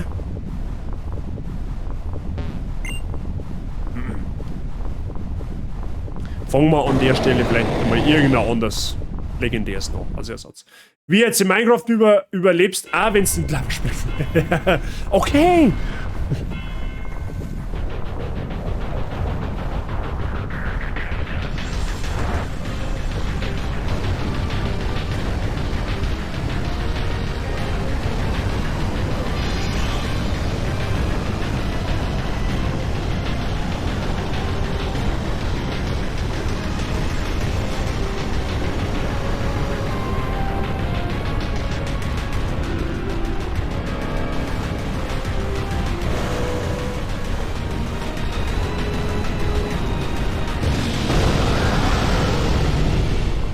Proto-Groudon, Freunde der Sonne.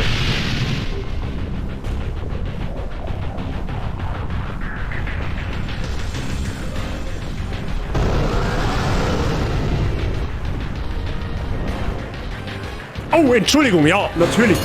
Mei, das tut mir leid. Tut mir leid, Perle. Das habe ich jetzt tatsächlich vergessen. Machen wir sofort. Gibt's aber, machen wir ein bisschen extra dann, okay? So, Endland von Groudon wirkt. Das ist quasi die Fähigkeit der Protomorphose. Wie gesagt, wir werden das Ding nicht fangen.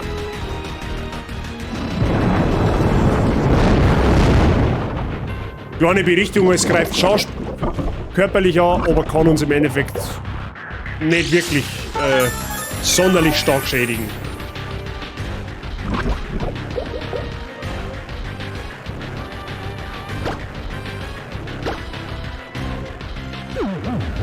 Oh.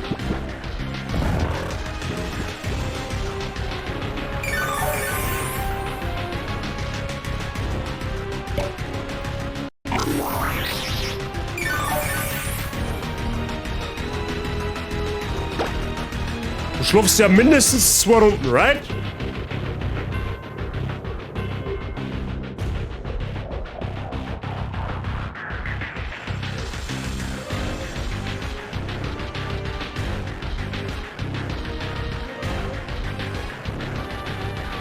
Fuck, das Bodenfeuer.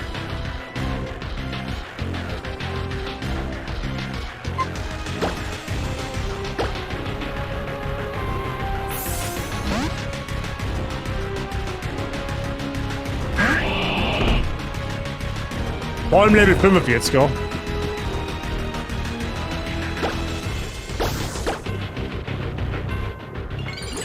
Dann muss der Sumpex herhalten.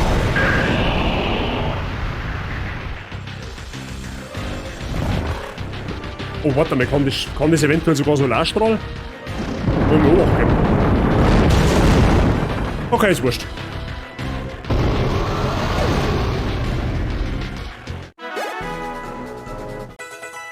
Ja, gut, okay.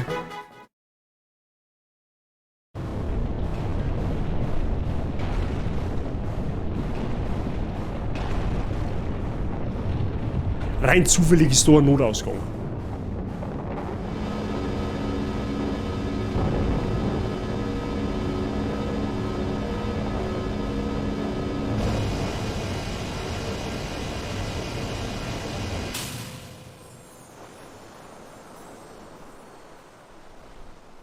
Ja, Welt gerettet. So einfach geht's.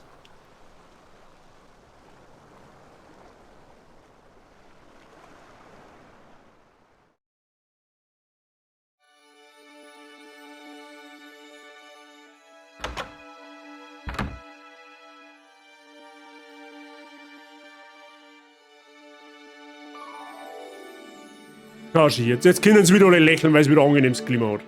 Warum schaut das Crowdrun aus wie ein getaubtes Sandama? Das weiß ich nicht.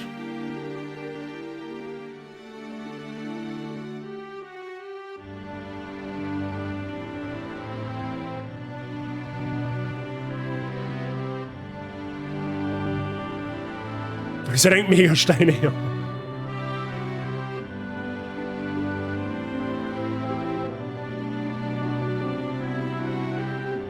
Dort Walmers freuen sich auch, dass es wieder kühl ist.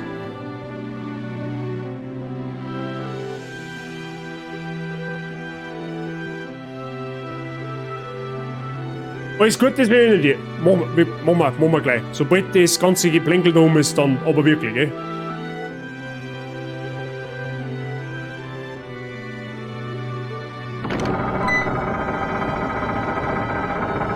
So, bin wieder da, braun gebrannt.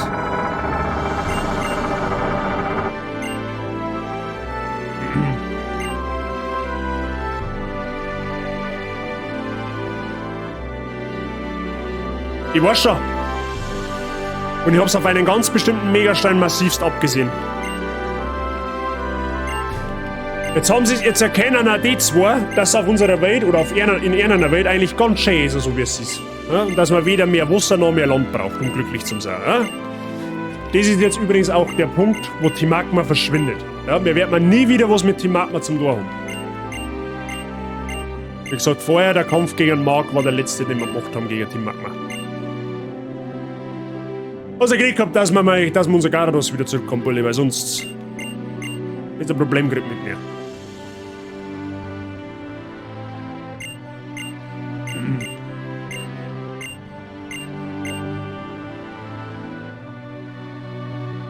Ja, schön.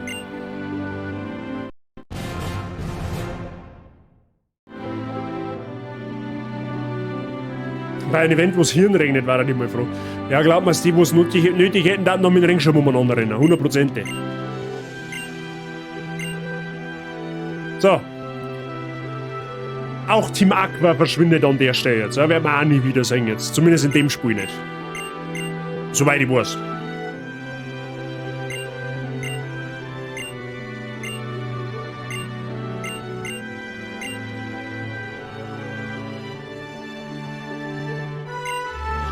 So. Die Äonflöte, Freunde der Sonne. Was das ist, werden wir vielleicht heute sogar noch sehen. Eventuell.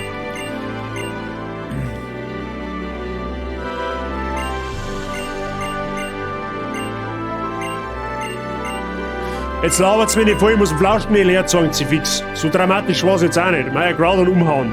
Kann man mal machen.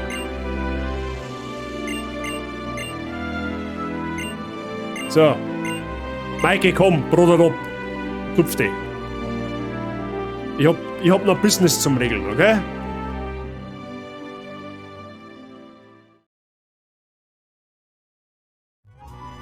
Ja, Herrgottselig. So, jetzt ist einmal Flauschknädelzeit, ja? Das ist einmal das Nächste.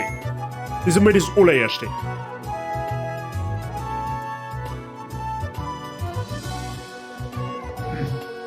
Schauen wir mal, wenn wir zuerst zu fassen kriegen. Aber Bazi, das ist Drama. Das war Drama, ja? Jetzt ist er wieder gut.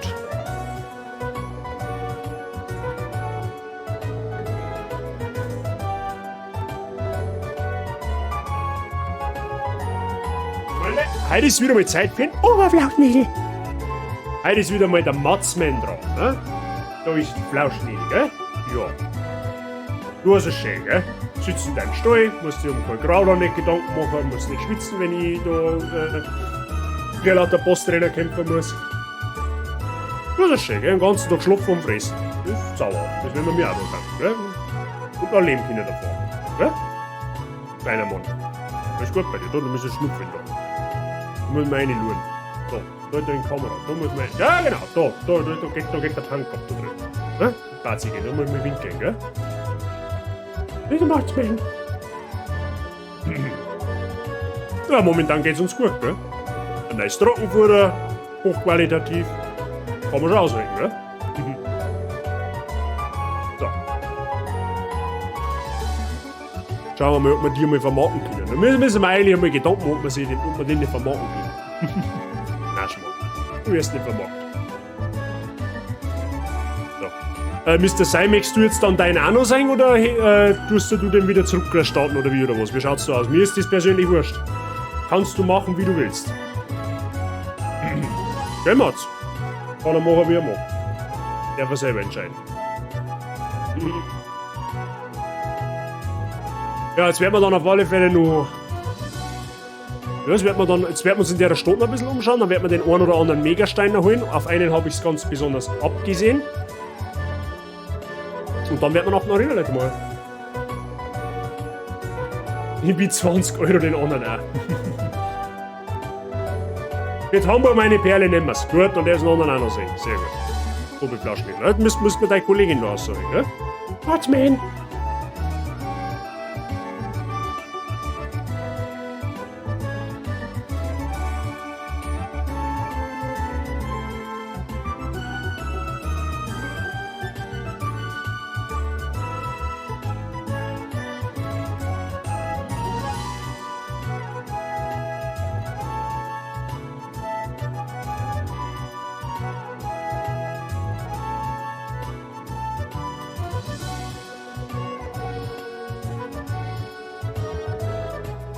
So.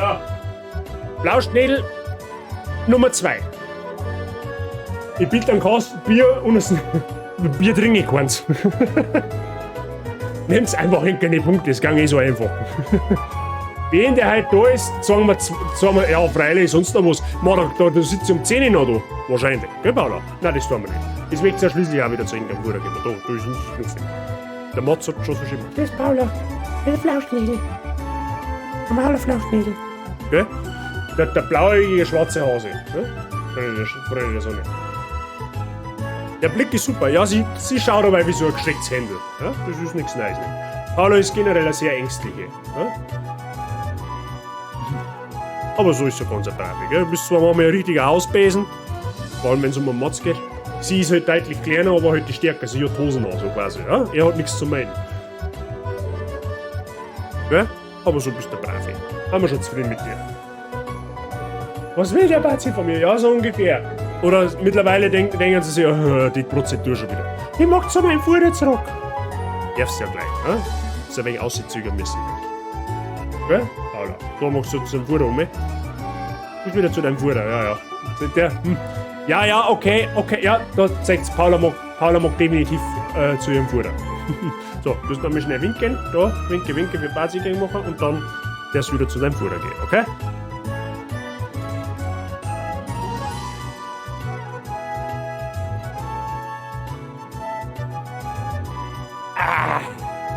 So, Freunde der Sonne, machen wir mit dem Content weiter, da ich sagen.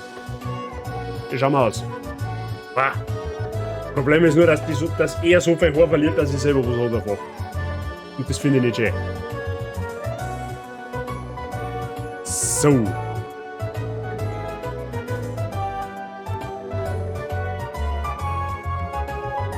Gut. Also. Phase 1. Uns in der Stadt einmal umschauen. Ehrlich, ich hoffe, es passt und sorry nochmal, dass ich es vergessen habe. Mich darf es aber auch ärgern, wenn ich den ganzen Tag nichts tue, als Schlaf vom Fressen und auf einmal zieht mich vom Fressen weg. Ja, da bestand ein Restrisiko bei mir tatsächlich. Du hast jetzt gar nicht einmal so Unrecht. So, im Original gibt es so, glaube ich, irgendwo einen Megastein. Das müsste der Zobiris Need sein, den wir zwar nicht brauchen, aber wir hätten halt der Vollständigkeit halber. Da ist er, meine ich. Haben wir ihn schon. Werden wir zwar nicht brauchen, aber naja, wisst ihr, wie es ist. Besser haben als nicht haben. Bist zufrieden? Sehr gut. Genau das wollte ich hören. So, Schutz brauchen wir jetzt dabei auch keinen. Und damit leider ein wenig abbabbeln. Ja, ich hab gesehen, Rubbel gerettet. Genau so ist es. Ich bin der zauberhafte, dufte Kerl, der wo das Hiebung hat wieder mal. Was tat denn Pokémon-Welt ohne mich? Hier im Durchbruch gibt's auch im Original da. Die, ja, negiert mehr oder weniger so Attacken wie Reflektor, Lichtschild und macht dann mehr Schaden. Ist nice to have.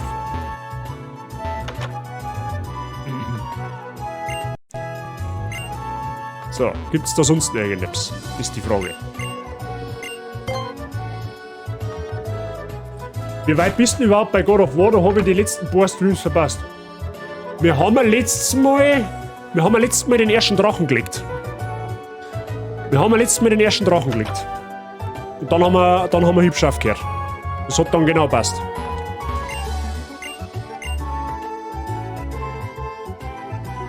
Sogar jetzt mit dem nicht reden, wenn ich... Na gut.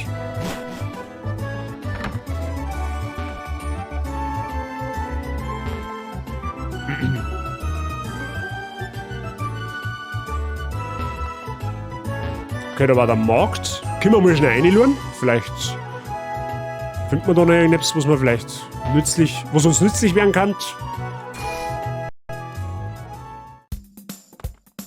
Aber normalerweise nicht, das ist eigentlich ein Standardhändler. So Hide und Need, meine, haben wir den schon gekauft? Den kann man tatsächlich. Wir haben auch keinen Ivana auf jeden Fall. Müssen wir schauen, ob wir so Hide und Need haben. Haha, den Gyarados nicht, den werden wir nochmal brauchen. Schön, dass wir wieder Gyarados haben. Lieber nicht, Zobiris nicht. Nein, Hide und Need haben wir tatsächlich nicht. Nehmen wir nochmal mit, weil, na, wisst ihr eh. Also nicht Gengar nicht, den brauchen wir nicht, kann ich nicht auch nicht, aber den nehmen wir jetzt einfach mal mit. Der Vollständigkeit wieder. Da haben wir einfach einmal einen haben. So, dann verkaufen wir die ganzen Nuggets, die wir vorher gefunden haben. Da haben wir ja vorher eine Schatzkammer ausplündert. Von daher nehmen wir auf alle Fälle mal das, wenn ich es finde. Ah, da ist Riesennugget auf alle Fälle, das haben wir 8 Mal. Das sind einmal 80.000 Flocken auf die Tasche. Das ist zauberhaft. So, wo ist das normale Nugget da? Da haben wir auch 6, nehmen wir. Easy. Also gut, dann haben wir eh noch ein paar Streams vor uns, je nachdem, ob du das 100% spielen magst oder noch mehr. Magst noch mehr. Und danach ist dann Mortal Kombat 11 oder täusche ich mich da. Ich werde God of War nur Story spielen, also ich werde jetzt nicht Nebenmissionen oder was machen. Und was danach kommt, weiß ich nicht. Mortal Kombat 11, aber sehr wahrscheinlich noch nicht. Das kommt irgendwann einmal. Das ist ein relativ kurzes Projekt, spielen wir dann wahrscheinlich auch nur Story, aber kommt mit Sicherheit einmal, Mortal Kombat 11. Wie gesagt, aber wahrscheinlich noch nicht nach God of War. Da muss ich dann schauen, was wir dann letztendlich spielen. So, dann jetzt demnächst viele Projekte, die wo jetzt anstehen. Jetzt ab nächster Woche kam Herr der Ringe Gollum. Deswegen möchte ich den Nuzlocke vorher, wenn es geht, noch fertig bringen. Und dann kommt ja im November dann sowieso auch God of War. Dann kam noch Hogwarts Legacy. Also es ist schon was geboten. Was hab ich? Was möchte der von mir? Ah, ich hab kein Schmerbe. Brauch kein Schmerbe. Scheiß auf Schmerbe.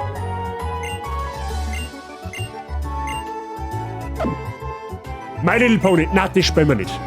Das spielen wir mit Sicherheit nicht. Story von NKA fast auf 10, 15 Stunden. Sowas. Ja, sowas. Das sind 3, 4 Streams. Das ist nicht dramatisch. Die kann man da kaufen. Im Hack kannst du gewisse Megasteine kaufen, ja. Die du eigentlich erst im Endgame kriegst. Also, soweit ich weiß. So. So, das Haus muss was Besonderes sein, das steht ganz oben. Okay, da kann man Draco Meteor lernen. Brauchen wir aber nicht. Und da Lohe Kanonade und so einen Scheiß, oder? Na, doch nicht. Ah. Ja, gut. So, ich hab's aber auf einen ganz anderen Megastein angesehen. Und den holen wir uns jetzt. Im Original ist er zumindest da hinten aufzufinden.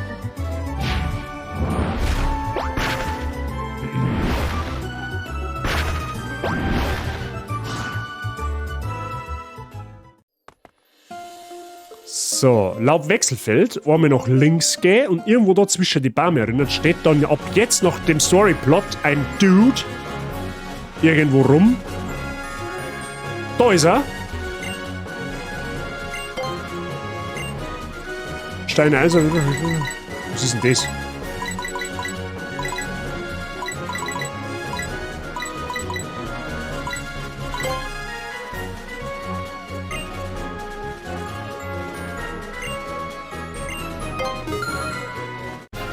Gewaldro nicht. Und auf den habe ich's abgesehen gehabt, weil wir haben ja Gewaldro. Und was ist ein Gewaldro mit Megastein? Richtig, wir können ein Mega-Gewaldro machen daraus. So, was haben wir da sonst noch? Da kann man noch ein wenig einkaufen, das werden wir jetzt natürlich ein bisschen ausnutzen.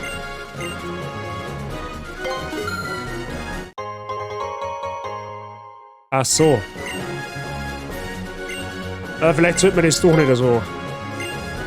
Gefühlslehre, was ist das? Das über das Grünstein erkannt? Ah, nein, das wird mir jetzt ein wenig zu teuer. Ihr habt ja aber einen Gewaldrum mit, das ist einmal das Wichtigste. Das wird mir ein wenig zu teuer jetzt, so die ganze Geschichte. Vor allem, es sind wahrscheinlich Items, wo ich so gar nicht brauche. Aber gut. So. Ab Richtung Arena.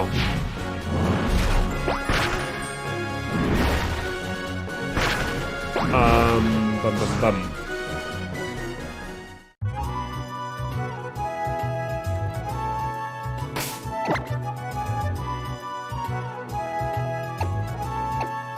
Das. Was für Level hat denn Gewaldro jetzt? 60. Ja, das hängt ein wenig hinterher. Das werden wir entsprechend noch nachziehen. Werden wir einmal auf 64, damit ja nichts passiert.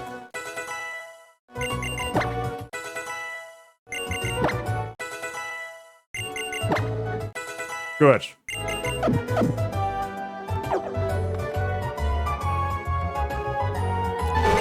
Dann schauen wir mal, was in der Arena-Phase ist.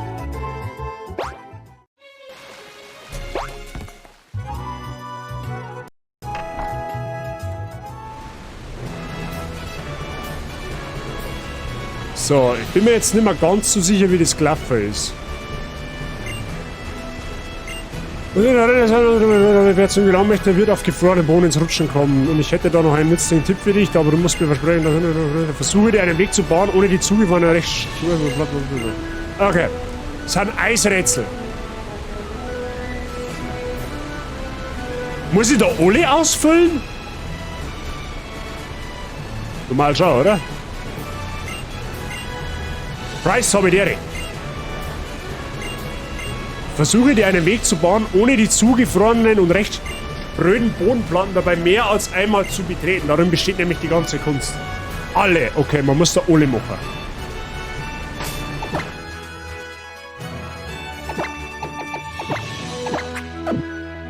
Was habe ich jetzt versandt? Ein Bosskampf gegen Mark und den ganzen Storyplot bist, aber sonst eigentlich ist es... war nicht dramatisch, sagen wir es so. Wenn's, du kannst es gerne nachschauen, ist überhaupt kein Thema nicht.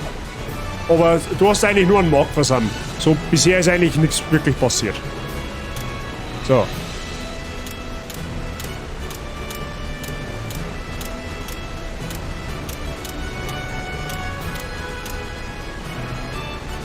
Fuck, ich glaube, das war falsch. Ja, aber jetzt komme ich noch nicht mehr hinauf. Damn. Mach's halt nur einen Ohren. Es wäre geplant, ja.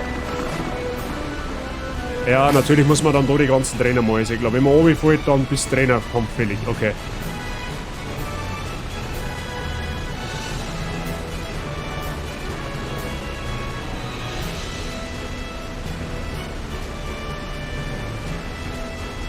Ja, gut.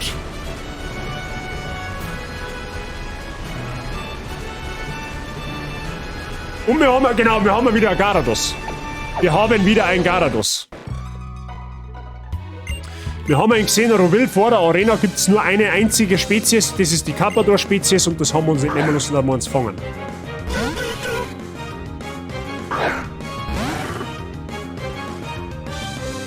Sagt es gut, dass ich nur auf Level 64 trainiert habe, weil sonst hat man jetzt wahrscheinlich schon wieder Probleme mit dem Überleveln. So, da ich weiß, dass das vierfach effektiv ist. Sehe ich schon, Lanthorn wird da ein Carry da drin.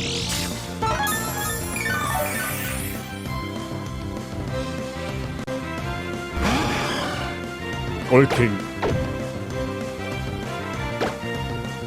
Kann vermutlich irgendein Bohnenattack. Glaube ich.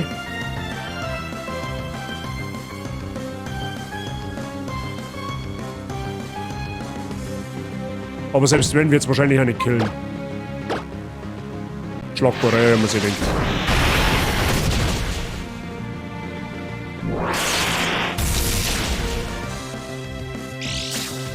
Okay, es wird ein Name schlagbarer machen, das macht aber jetzt nichts, weil jetzt kein Gewalt rausgehe. Dann werden wir gleich mega Gewalt kennenlernen, Freunde. Was hält man da davon?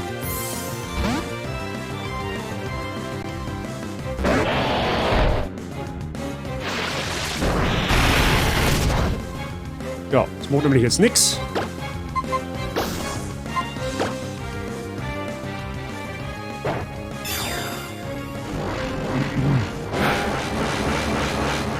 Durch mega Gewalt könnt ihr abgesehen von der Mike eh schon.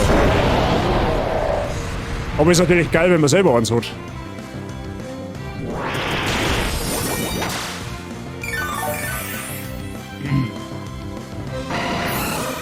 Hab ich schon mal gesagt, dass wir fucking OP haben? Austos. Gut, da wechselt der aus, weil ich fucking vierfach effektive Hits nicht tanken kann.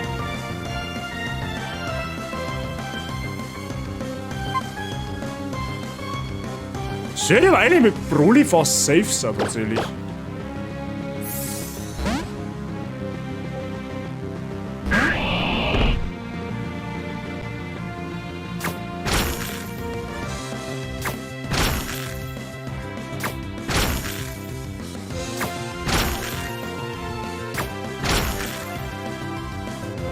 Das Ding oder ein Kingstein. Das Ding ist sogar schneller wie ich. Okay.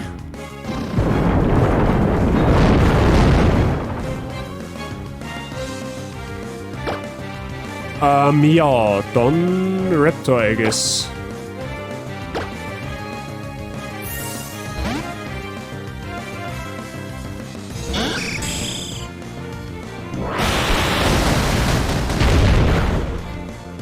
Wow, Alter, was macht denn das Ding Schaden?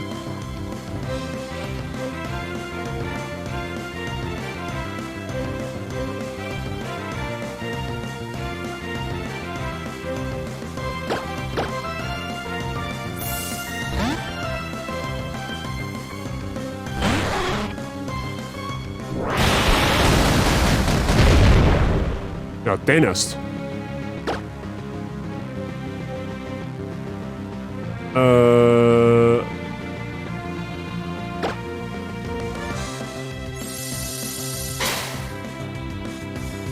Eisbär, ja gut, okay, das sollte jetzt nicht allzu viel machen.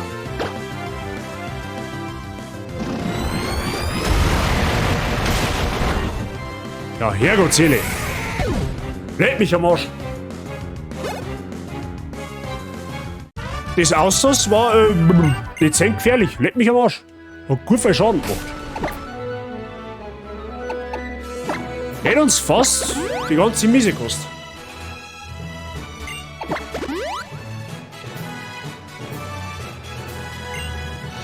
Bei Sidra dagegen heißt echt Pegasus. Pegasus, saugut. Ich weiß nicht mehr, wer die Idee gehabt hat.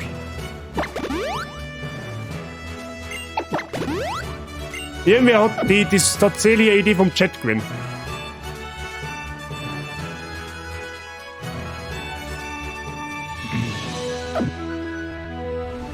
Gut. Ja, dann haben wir nochmal mit einem blauen Augen da vorne. Das ist ja noch nicht. Leck mich am Arsch, da war noch nicht. Ja, okay, nur mal von vorn.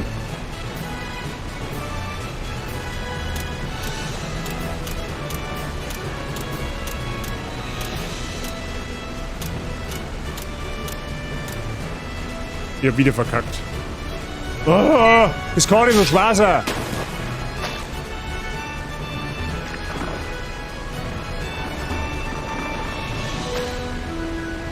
Marshall was, okay? Ja, das kann durchaus möglich sein.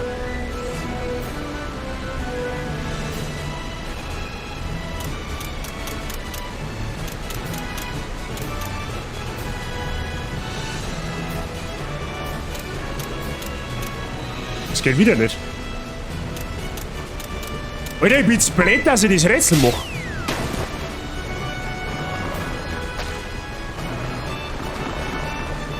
Warte mal, jetzt pass auf, mal ganz was anderes. Ja, okay. Hätte ja auch sagen können.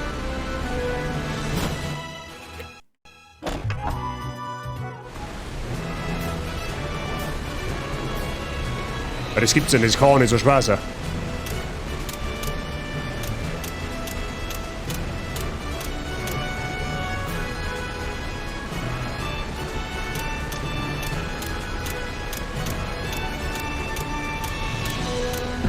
Jetzt wird der Schuh draus. Oh, leg mich am Arsch.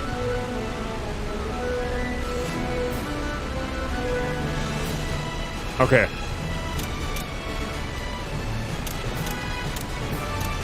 Ah, kannst schon vergessen.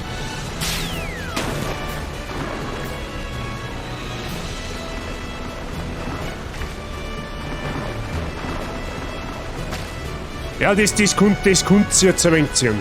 Das Ganze. Muss ich das dann nochmal mal? Ist das der Scheiß Ernst? Nein, den ist nicht. Okay.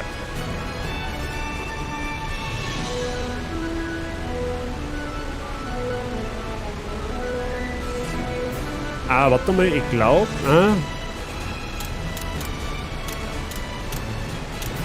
Hey, wie soll denn das gehen?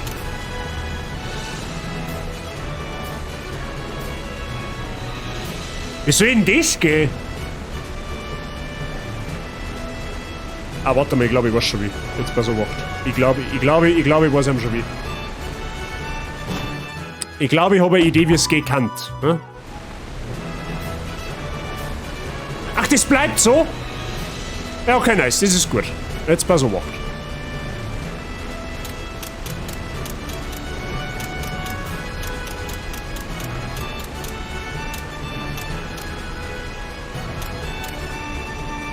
So, wir müssen jetzt einfach einmal außen rum, weil dann haben ja alle Fädel belegt. Oder, was ist denn das für ein Scheiß?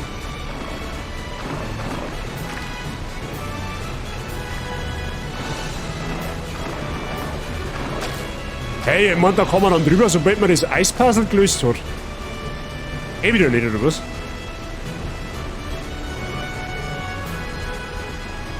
Erst der eiserne Ring bis auf oben die Mitten. Dann der innere. Ja, das Ding ist, ich komme ja oben gar nicht. Jetzt warte mal.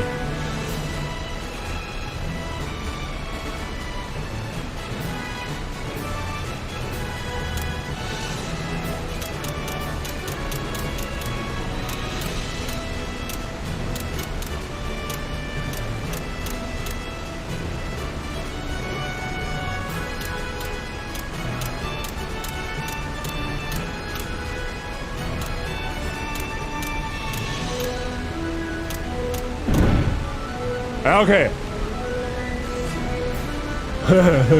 Ja, genau. Da werden wir jetzt ein wenig hängen, meine ich.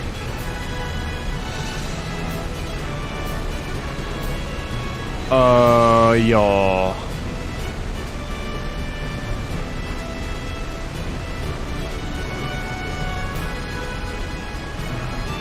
Wir müssen uns auf alle Fälle, also ich glaube, dass wir müssen den Mittlereien, also zwischen die zwei, also die drei Felder, die zwei Mittelgänge, die müssen wir uns meine hübsch frei halten. Meine. Und die eine Reihe zu logischerweise auch, weil sonst kommen wir ja nicht mehr rundum. Normal.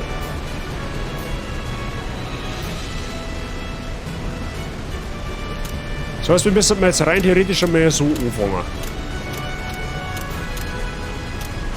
Was haben wir für den Fall der Fälle, der Pokémon von? Ja, das ist einmal meine... Ja, wobei, Sumpex gefällt mir da drin nicht.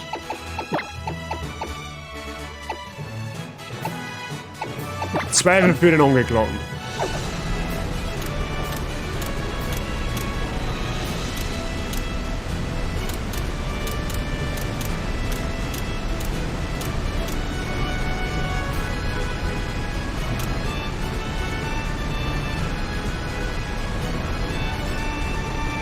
Ja, da haben wir schon verkackt.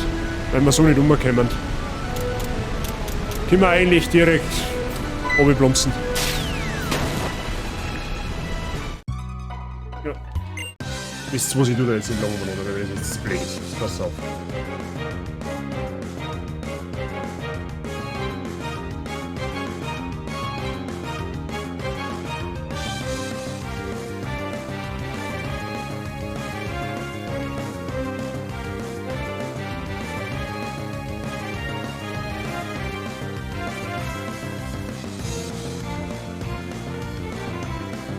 So. Schauen wir, dass wir den Gegner da unbeschadet überstehen. Das war das Wichtigste.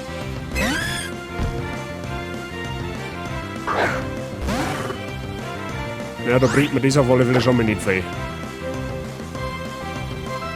Ich weiß halt auch nicht, ob du irgendwie sowas wie Erdbeben hast, deswegen gehe ich im Zweifelsfall jetzt einmal im Panzer eher rum. Mit Landung kann ich sowieso nichts tun.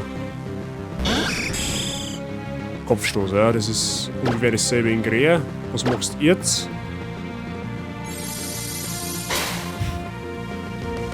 Ackerwelle, ja, das ist fein.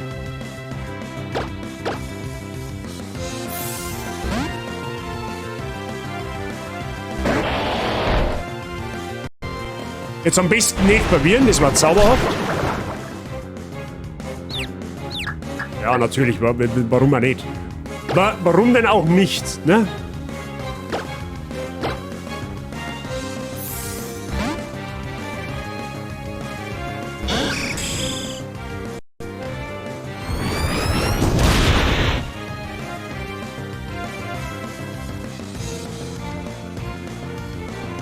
Ach.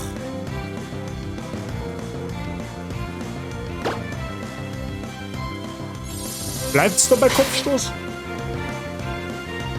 Na, geh wieder nach wieder. So, zweiter Versuch.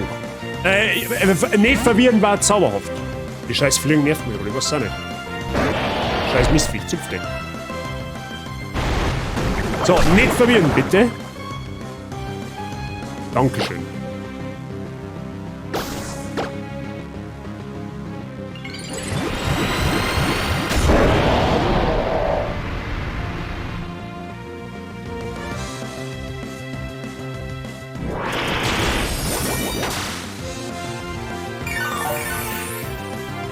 So, das Bier war effektiv. No way, dass das überlebt.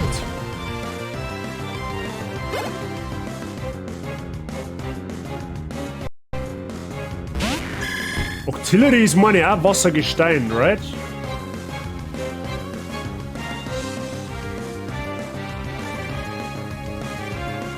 Na, nur Wasser. Sollte aber eigentlich easy killen. Ich hoffe es zumindest. Wir werden scannen, vorsichtshalber. Mülltreffer, okay. Das heißt, du musst auf jeden Fall schauen mit keinem Angriff, der wo mit tendenziell, doch tendenziell one-shottet wird, sogar.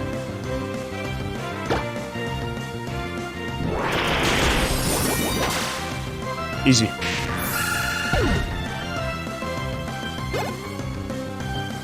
Wälzer. Vorahnung, ja gut, Wälzer ist Boden, Wasser, vierfach effektiv, no way. Ja, okay, der ging von Starten.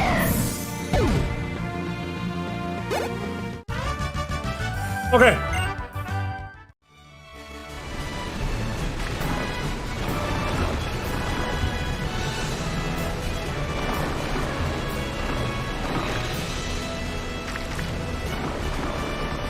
Ach, das ist die, wo wir gerade gemacht haben. Okay, da ist dann wieder die in der Mitte.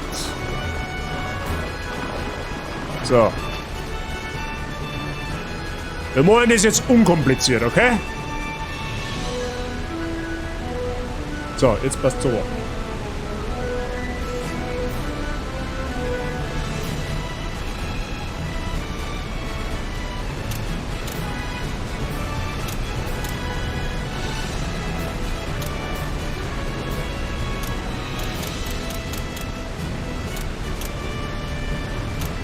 Dreht sich die doch her? Nein, wahrscheinlich nicht.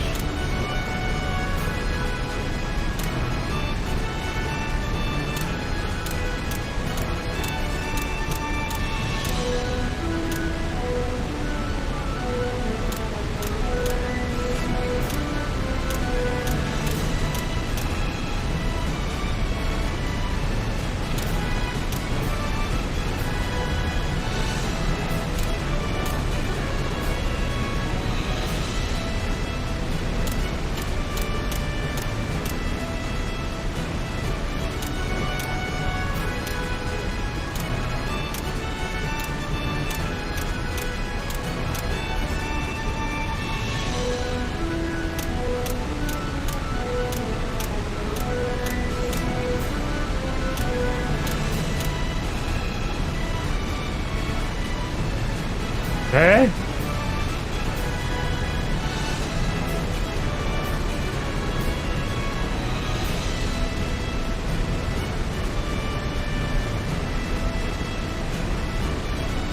Das funktioniert ja wieder nicht.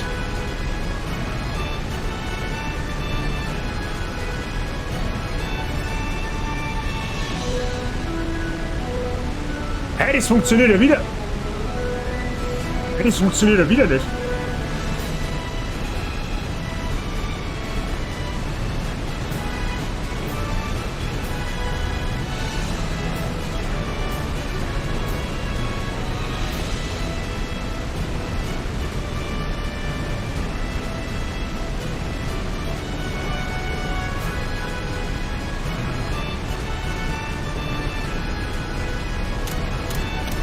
Ja toll, das funktioniert. Hä?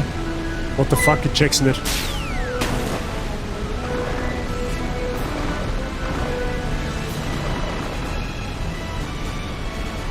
Oh, ich hasse so Rätsel.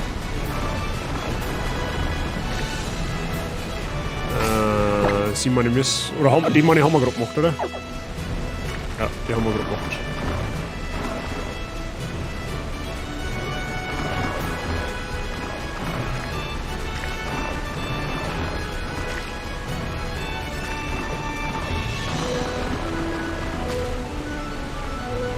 Es geht, aber du musst den Gegner dodgen. Ja, ich dodge den Gegner.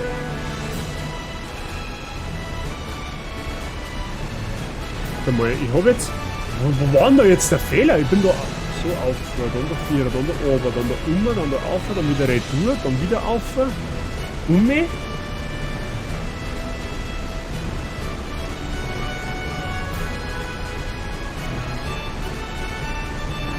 Ah, ich glaube, da war der Fehler.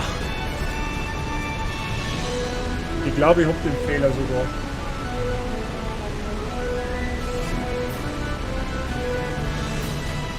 Ich darf in das mittlere Feld noch nicht reingehen. Ah, da war der Fehler, okay.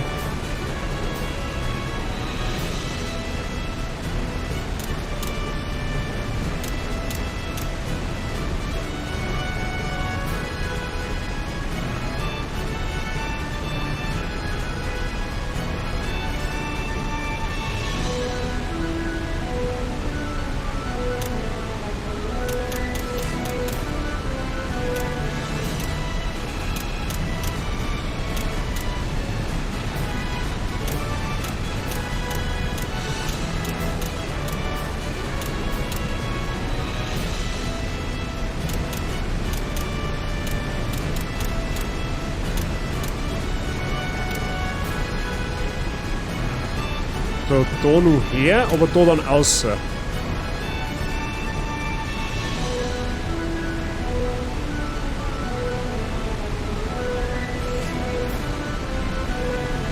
Ja genau, ich muss das Feld da freilassen.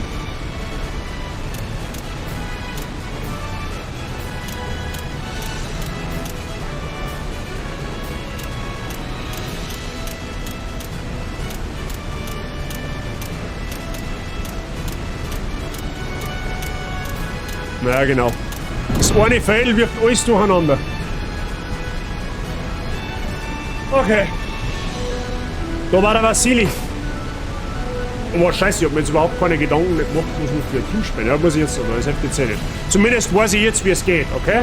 Während ich mir jetzt mein Teambuilding mache, oder mal schaue, was er hat, könnt ihr an der Umfrage teilnehmen. Oder an der Vorhersage, Freunde der Sonne.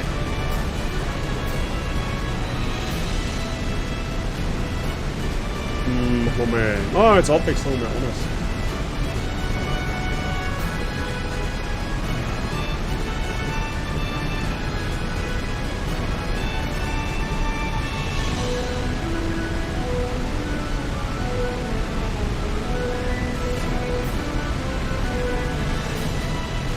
So, da gebe ich jetzt einmal 5 Minuten Zeit, weil ich eben noch ein wenig spekulieren muss. Hints, natürlich wieder gern irgendeine Kanalpunkte da investieren. Mr. Price, you know what to do. So, jetzt passt so. Teambuilding. Und zwar, der Vassili hat ein Quaxo, oder Quaxo, ein Kapalores, ein Cedra King, ein Stami, ein Milotic und ein Mega Sumpex. Holy fucking Schissel. Das wird gar nicht ohne. Okay. Als allererstes, bevor ich das wieder vergieße, tue ich mal alles auf 67 auf Level Cap. Ja, damit ich bei letzten Arena-Leiter bin ich an der Level reingegangen. Das war auch nicht so unbedingt das Schlaueste, was ich da hätte können.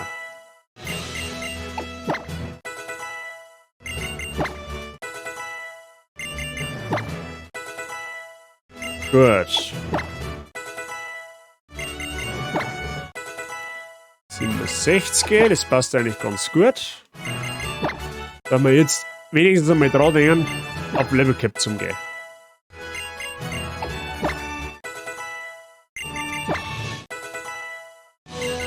Wir haben im Notfall 2 Mega-Entwicklungen, wo wir auf dem wir haben die Möglichkeit, 2 Pokémon Mega zu entwickeln, aber nur eine davon können wir im Kampf nutzen. Also will diese Entscheidung auf alle Fälle dann noch mit weise sein.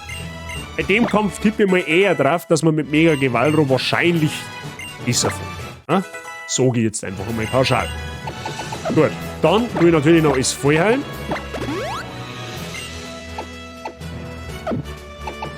Da dürfen auch die Elixiere nicht fallen.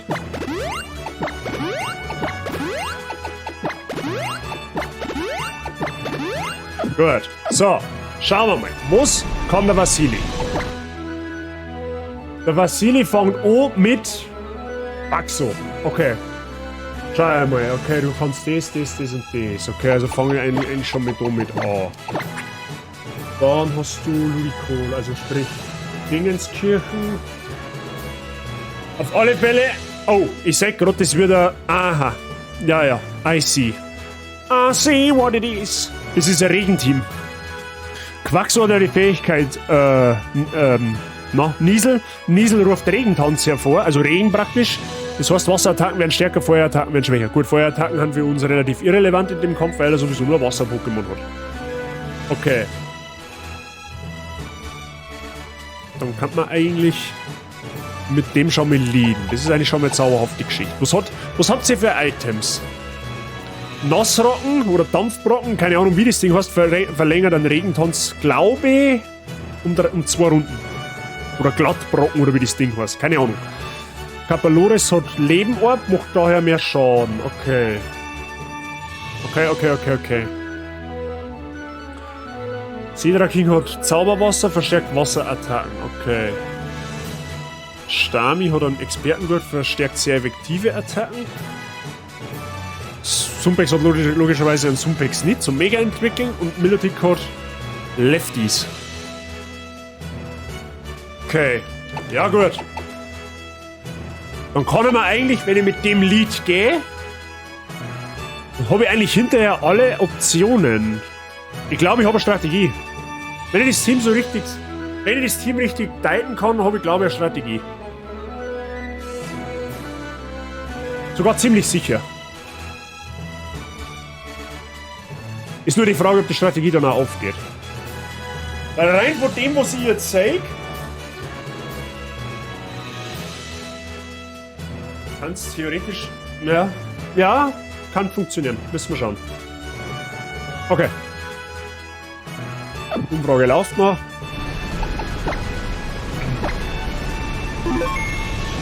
So, speichert nochmal sicherheitshalber. Ich tue mir Items checken, ob das passt.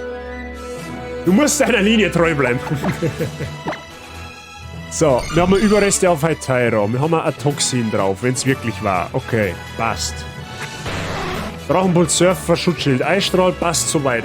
Expertengurt drauf für sehr effektive Attacken. Haben wir jetzt in dem Fall nicht. Kann man uns überlegen, ob wir da nicht sogar vorsichtshalber noch was anderes spielen. Weil wir haben da nichts an. Wir haben keine sehr effektiven Attacken gegen Vasili mit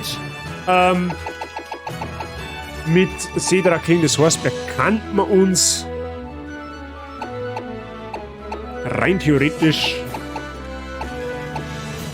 Ja gut, Lefty bringt man auf dem Ding eigentlich nichts. Und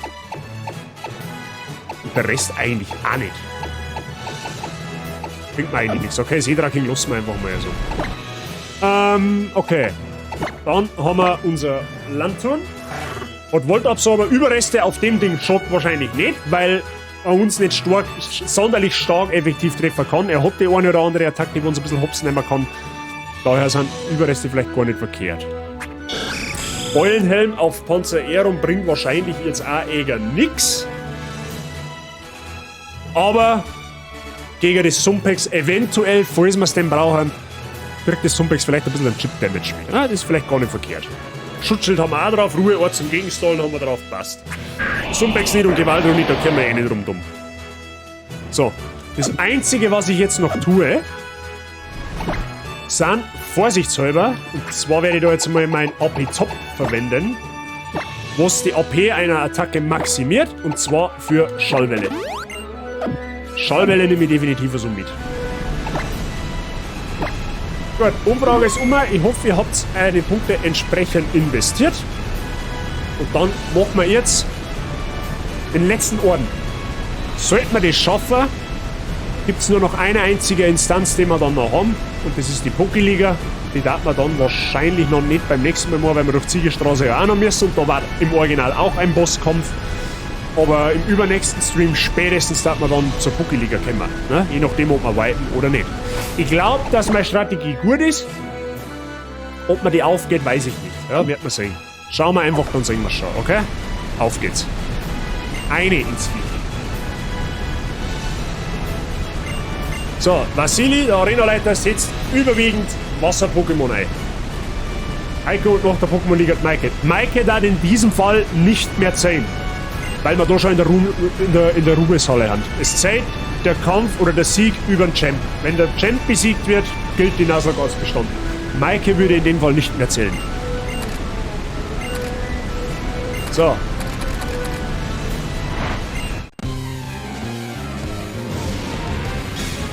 Finale Arenaleiter.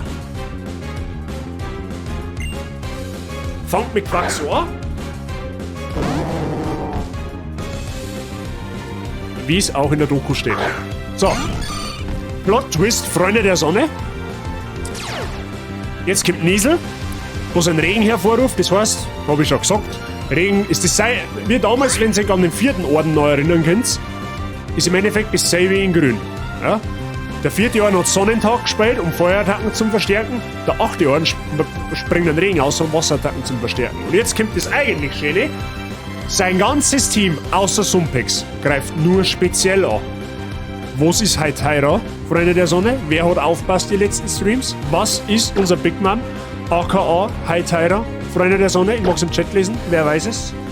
Ja, er kann natürlich Hypnose, ja. Das kann er natürlich machen. Aber das Hypnose hat nur 65%ige Wahrscheinlichkeit, dass er trifft. Eine Fee. Na, so. Nein, nicht ganz. So, Hydropumpe geht schon mit daneben, das ist zauberhaft für uns. Mein Plan ist jetzt folgender. Wir werden uns setupen. Gemäß dem Volleytrief. Wie wenn man Hydropumpe im Regen. Ja, lächerlich gar nichts. Oh, triff ihn auch nicht. Ja, das ist ja jetzt natürlich bitter. Gell? Also hätte schon plus 2 Spezialangriff sein können. Big Mama Tank Top. Richtig. Bester Special Defense Tank EU West, Nord, Ost und Süd. So, jetzt noch ein dritten Mal trifft der Mami einmal ein bisschen an Ladestrahl. Krieg aber leider keinen Boost, was natürlich jetzt absolut Setsch ist, okay? Jetzt habe ich 3 Ladestrahls, 2 gängen daneben und einer boostet nicht. Vom Boost bin ich nämlich so ein bisschen abhängig jetzt tatsächlich. Ja genau, weil jetzt kommt nämlich wieder Hypnose, muss man ein bisschen rumspannen. Zumindest macht er nicht viel Schaden.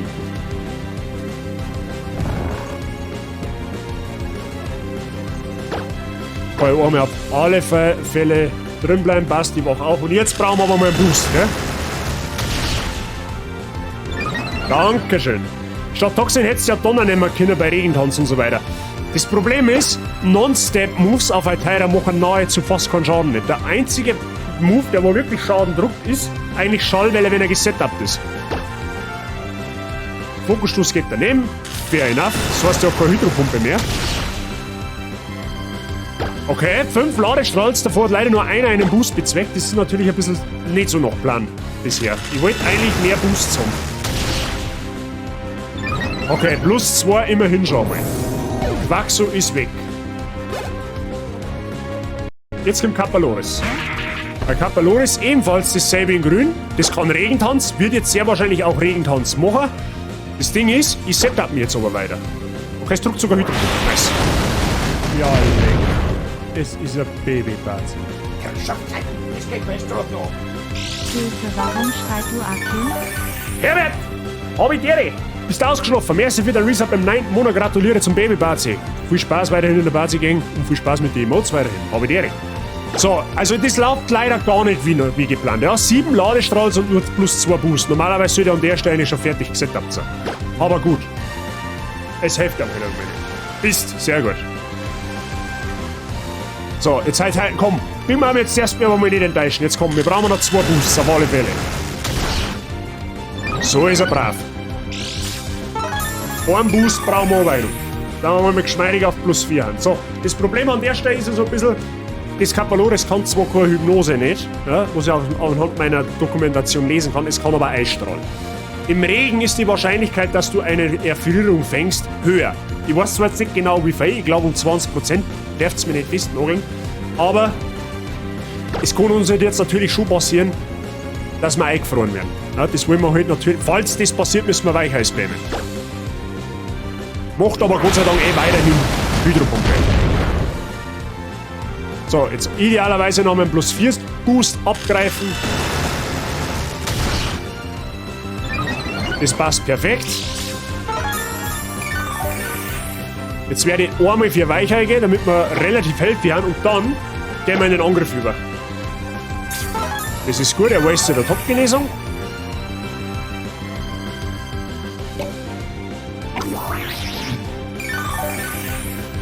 Ja, ich weiß schon. Das trifft immer, da hast du schon nicht unrecht. Aber du darfst ja nicht vergessen, Donner ist halt kein Setup, kein Ding, kein Stat-Move. Und was, wenn Regentanz weg ist? Da fährst mit Schallwelle immer besser, tatsächlich. Weil mit Schallwelle kriegst du einen Stat-Bonus und machst halt auch nicht weniger Schaden so auf die Art. So, Schallwelle soll an der Stelle jetzt massivst viel Schaden machen. Plus 4 Special Attack soll er eigentlich ganz gut fetzen mittlerweile. Macht schon gut Schaden auf jeden Fall. Da können wir jetzt sogar noch mal einmal für den Ladestrahl gehen. Vielleicht kriegen wir einen plus 5 Boost. Dann haben wir auf der absolut sicheren Seite.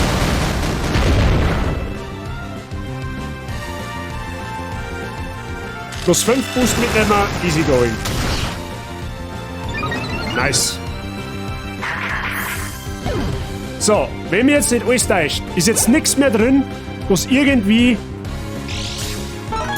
Ja doch, Sedrakin kann immer nur Regentanz, okay. So, wir haben jetzt einen plus 5 Boost, wir werden jetzt an der Stelle auf alle Fälle für Weichei gehen, wir müssen uns ein bisschen entgegenhalten. Das nutzen wir jetzt aus, dass das Ding Regentanz macht. Wir haben jetzt einen plus 5 Boost auf Special Attack. Das heißt, Schallwelle wird verdammt viel Schaden machen jetzt mittlerweile. Plus 6 Boost ist, by the way, Maximum. Also Hytera mit Ladestrahl plus 5 Spezialangriff mit Weichheit, Schallwelle und Donner. Ja, kann man spielen tatsächlich. Muss man nicht. Wie gesagt, ich gehe für die sichere Variante. Und ihr seht es, der Vasili kommt an meinen Hytera nicht vorbei. Mir sweepen wir jetzt im Endeffekt.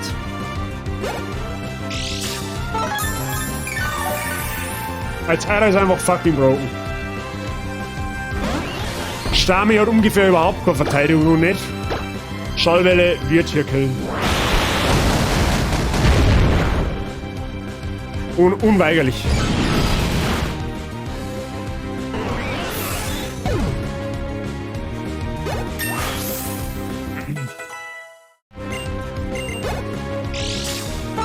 Jetzt hat es auf alle Fälle noch Milotic.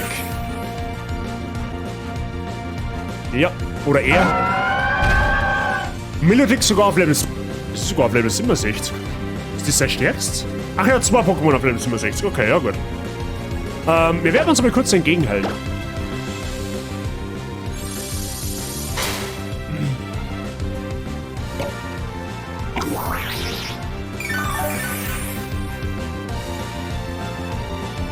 Okay, wir greifen wieder weiter mit Schallwelle an. Milotic ist eigentlich gottlos tanky, aber selbst durch plus 5 Boost kommt der Milotic nicht stark an dagegen.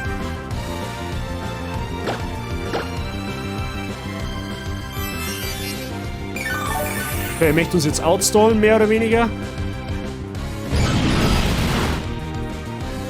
Wir machen aber mehr Schaden mit Schallwelle, als Milotic regenerieren kann.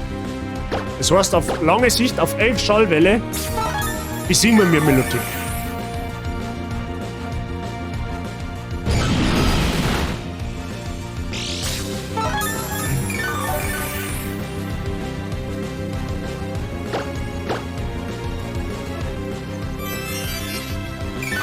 Natürlich seine letzte Top-Gen ist auch noch gewastet für Milotic. Die Frage, was ich mir jetzt gerade stelle, warum... Achso, ja, okay, nein, nevermind, passt schon, alles gut. Ja, Milotic, am Ende des Tages wirst du Hytera zum Opfer fallen. So und anders. Nice. Strategie. Fast nahtlos aufbauen. So, da ist Sumpex. Sumpex wird sich mega entwickeln und Sumpex wird mit aller Wahrscheinlichkeit noch entweder wahrscheinlich sogar für Erdbeben gehen. Warum? Erdbeben macht viel mehr Schaden als wie Kaskade an der Stelle. Es hat noch Eishieb und Steinkante. Für die 2 Moves wird es nicht gehen. Dadurch, dass kein Regen mehr draußen ist und Erdbeben mehr Grundschaden macht als wie Kaskade, wird es wahrscheinlich für Erdbeben gehen. Das heißt, ich werde an der Stelle jetzt für Panzer Aeron rausgehen, was physisch komplett defensiv ist. Selbst wenn eine Kaskade kommt, kann es tanken. Broly ist jetzt im Endeffekt auf der anderen Seite. So, da kommt jetzt Erdbeben. Jetzt werde ich für Schutzschild gehen, um zum Scouten, was dieses Sumpex letztendlich macht. Wahrscheinlich jetzt sogar Kaskade. Richtig, so. Jetzt darfst du 3 mehr raten, wer jetzt ins Spiel kommt.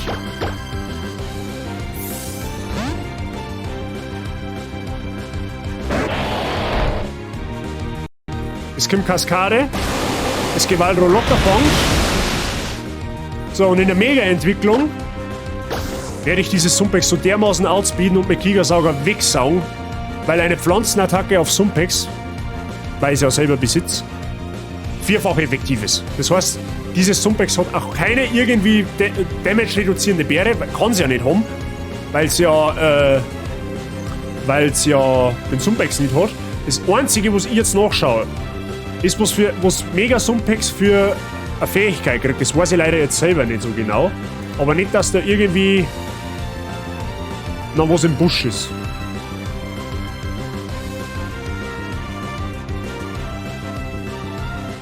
Es kriegt in der Mega-Entwicklung Wassertempo. Ja? Es tut mir jetzt quasi gar nichts. Wassertempo erhöht den Init-Wert, wenn der Ring heraus ist. Der Ring ist ja in dem Fall nicht mehr heraus. Also, let's go. Gigasauger. Das sollte eigentlich GG sein.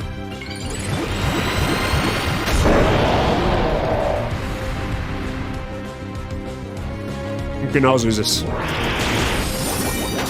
Easy.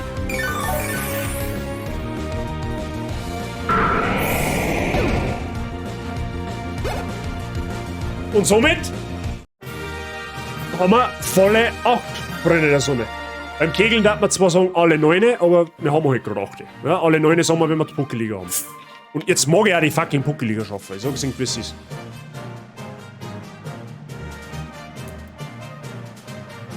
Jetzt mag ich aber auch die Puckeliga haben.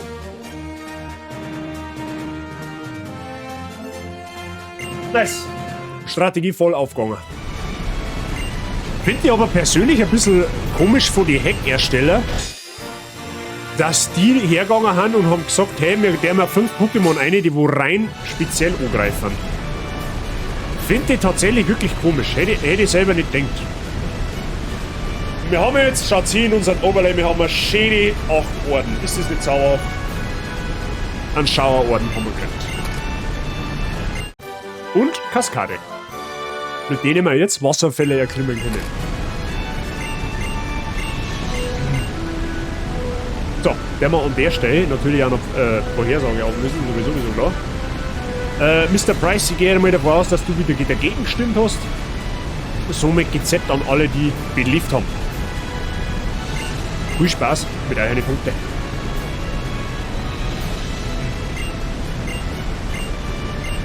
So. Ja, schon dafür hast du letztes Mal was gewonnen. Ist ja auch was.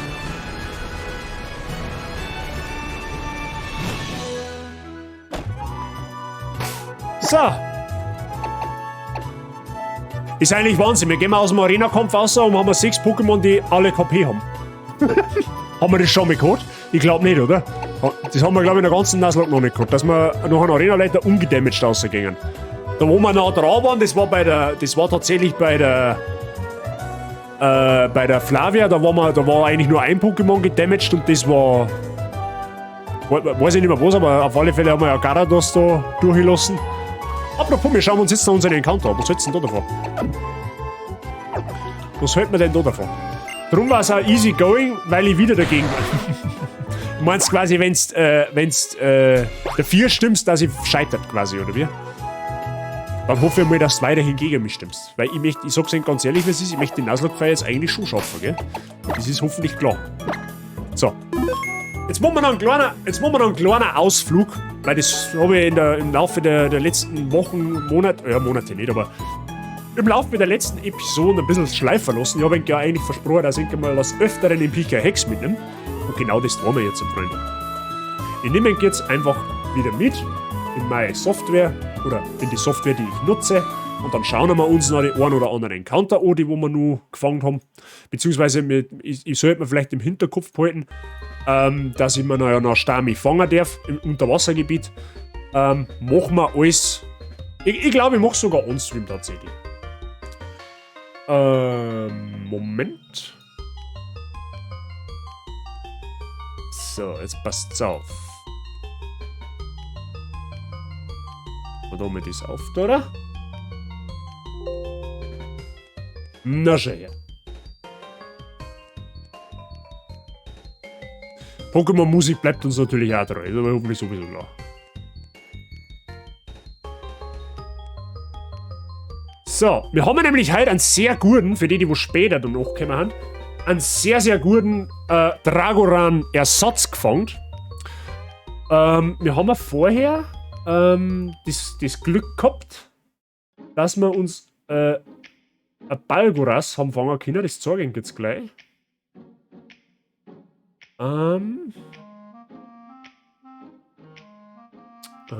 Jetzt hängt sie PKX wieder. Warte mal. Moment, das hängt sie wieder auf.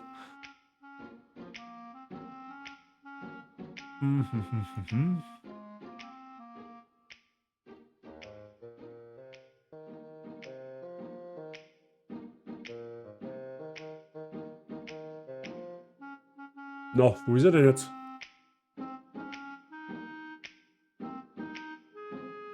Warum geht das jetzt da nicht? Ach, ich bin ja so ein Vollidiot. Ja, man soll ja halt das Augensymbol einschalten, ne? Bei OBS. Dann wird man. Ne, so einfach gang's. Ja, Pro-Streamer. Und tschüss. So, Freunde, jetzt passt's auf. Jetzt schauen wir uns einfach mal die 2 Encounter an, die wo wir noch gefangen haben. Da habe ich jetzt nämlich direkt Carpador da. Wo ist denn das auf der anderen Seite? Da ist. Dann haben wir Carpador da. Und wir sehen mal, wir haben ein hartes Wesen. Ja doch, hartes Wesen. Das ist sehr, sehr gut, weil das boostet einen Angriffswert und sinkt einen Spezialangriffswert. Das ist sogar noch, das ist ungefähr die Wiedergeburt vom Ding her wie Dragoran, weil Dragoran hat ein naives Wesen gehabt, was auch plus Angriff hat. Also tatsächlich ist das Carpador ist besser als Hydra, was wir davor gehabt haben, weil das andere Hydra, was wir gehabt haben, war, glaube ich, ein sanftes Wesen, also sprich ein neutrales Wesen, was auch nicht schlecht ist, aber natürlich ein hartes Wesen auf Carpador ist natürlich schon sehr, sehr zauberhaft. Da kann man eigentlich auch direkt EV-Training betreiben. Da gehen wir natürlich volle Kanüle in Angriff. Die Frage ist, brauche ich so viel Speed? Wobei, was anderes macht auf Gyarados sowieso keinen Sinn. Also gehen wir voll physisch offensiv dann mit denen EV-Verteilung. Also voll Speed, voll Attack und dann Rest der wir halt noch in KP, damit wir halt ein wenig etwas zum Kauen haben. Ne? Das reißt zwar wirklich nicht viel aus, aber gerade wenn ihr mal den Speedwert anschaut, wie sich der dann entwickelt, wenn ich jetzt da auf 0 gehe, also da ist der Speedwert, da erinnert, wo die 88 gestehen, wo jetzt meine Maus ist. Wenn jetzt da 0 einer durch, haben wir 66 Speed. Und wenn ich da halt volle EVs einer durch, haben wir 88. Ja. So ähnlich ist es beim Angriff. Wenn ihr schaut, wenn da 0 drin steht, habe ich 17. Und wenn ich halt meine EV-Punkte voll auf Attack tue, dann haben wir bei 41. Darfst du halt nicht vergessen, das Carpador entwickelt sich noch und ist gerade einmal auf Level 35. Ja. Also der Wert, wenn das ein Gyarados ist, die werden massiv durch Decke. So, dann setzen wir das mal so. Und dann haben wir noch, was haben wir noch gehabt? Balgoras, meine ich. Das haben wir da herunter. Das schauen wir uns jetzt auch mal an. Das hat ein Bronzewesen. Holy shit. Das ist ungefähr genauso gut. Bronzewesen ist der Bruder vom harten Wesen, sozusagen. Quasi ein Spezialangriff lässt es ein wenig fallen. Dafür geht der Speedwert brutal und wir haben 31 Speed-EVs. Bist du bescheuert?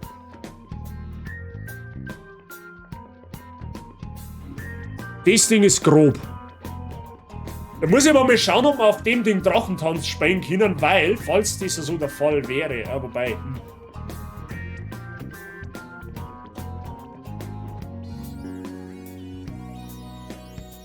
Wisst ihr was, da machen wir noch, was EVs angeht, machen wir da noch Gedanken, weil ich hab so einen Plan, was hat das überhaupt für Fähigkeit? Titankiefer, okay? Titankiefer verstärkt quasi alle Attacken, die wo zubissen wird, also sprich Biss, Knirscher, Donnerzahn, Eiszahn, Feuerzahn und was halt sonst noch alles gibt. Ich glaube, das waren zu dem Zeitpunkt der Generationen sowieso alle. Okay. Gut, aber auf alle Fälle können wir sagen, die 2 Encounter, Carpador und Balgoras, die sind verdammt stark. So hat Erdbeben, Drachenklaue, Knirscher und Fuchtler, das sind eigentlich schon mal richtig gute Attacken. Wenn ich es irgendwie hinbringe, also rein theoretisch, ich dachte, wenn wir jetzt Drachentanz-Setup spielen könnten, okay? Dann kann ich so ein bisschen auf den Speed scheißen und kann dafür sagen, hey, wir machen auf alle Fälle volle KP. Machen wir nicht ganz Attack, vielleicht so 172. Und dann hätten wir theoretisch noch einmal 100 warten schon 2, minus 14, warten 86. Dann warten sie ungefähr so. Da lege ich mich aber jetzt noch nicht fest. Das muss ich mal anschauen. Beziehungsweise, das kann man eigentlich gleich schauen. Jetzt passt so macht. Das machen wir jetzt ganz anders. Jetzt tun wir da einfach nochmal alles auf 0, so wie es vorher war. Ja? Und dann schauen wir uns mal ingame an, was das Ding für Attacken lernen kann. Und dann machen wir den finalen EV-Split, da die sagen. Ja, das machen wir so. Das hat eine verdammt gute Attack-DVs. Alter, das Ding hat brutal gute DVs, eigentlich, für das, dass so Random Encounter ist. Ja, gut. Leute, wollt ihr noch Mega Gyarados sagen? Sollte man Hydra willkommen heißen und Mega Gyarados noch vom Zaun lassen? Sollte man Mega Gyarados noch herzagen? Ich glaube, das war eine Idee, oder? Wenn Hydra schon sein Comeback feiert, dann soll sie es richtig feiern.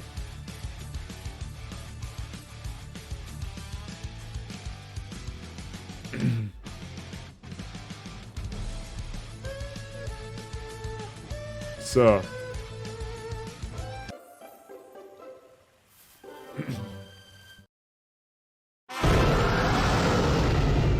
Gut. Wird das. Frisches Knipper.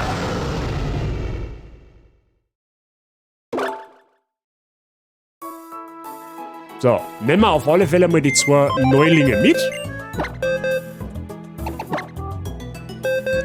Das ist einmal unser Balgoras.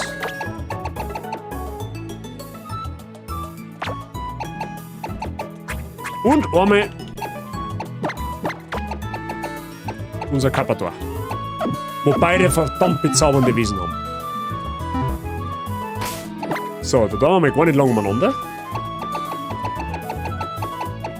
Gyarados nicht, geht einmal instant auf Carpador.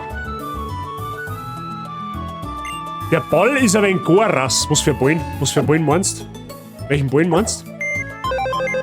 Herbert, den auf der Theken meinst du, was? Den? Meinst du den?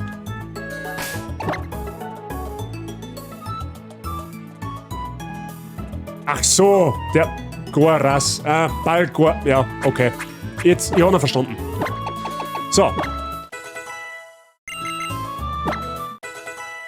Die Frage ist, wie entwickelt sich das Ding?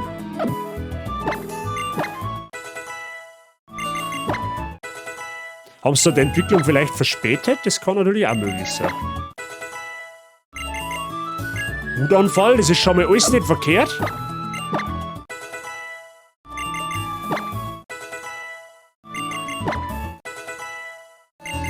Okay, Mr. Saiching, sind Sie anwesend? Oder irgendein Mod? Herbert, mir ist scheißegal wer.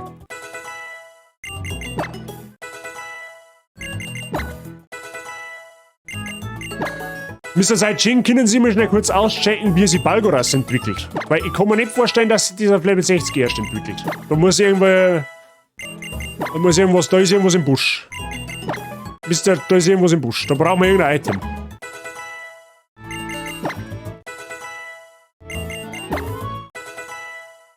So, gehen wir mal auf 67. So, da geht's natürlich ein wenig schneller.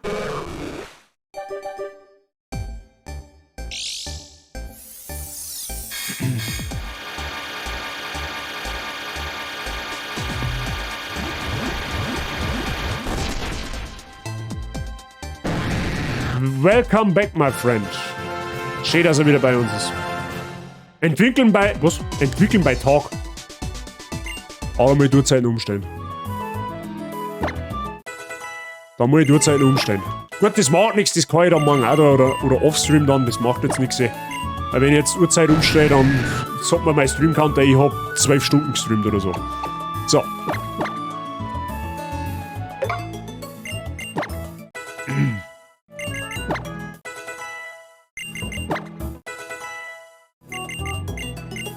Ja, Regentanz brauchen wir nicht. Level 39 bei Dog. Okay, alles klar. Merci. Beziehungsweise ich kann ja noch die Systemzeit umstellen. Das war ja mal das nächste. Mal schauen. Warte mal. Konfigurieren. System.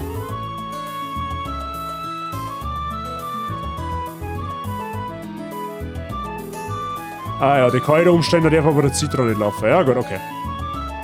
Kann ich umstellen, wenn es ist. So kann man natürlich auch einen 12-Stunden-Stream machen. Merkst du bei Strategiebillinger, wenn das einmal so weit ist, 24-Stunden-Stream, 2 Stunden Stream, zack, durchgestellt, fertig. Da haben wir Drachentanz, das nehmen wir jetzt einmal mit. Als der denn sonst?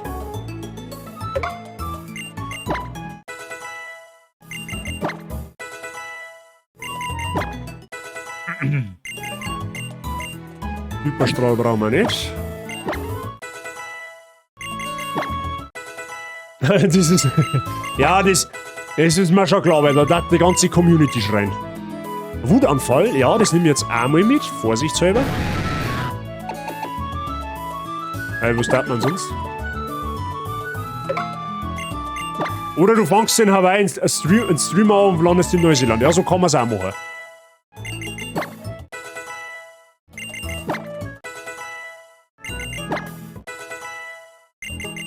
So, jetzt passt's auf.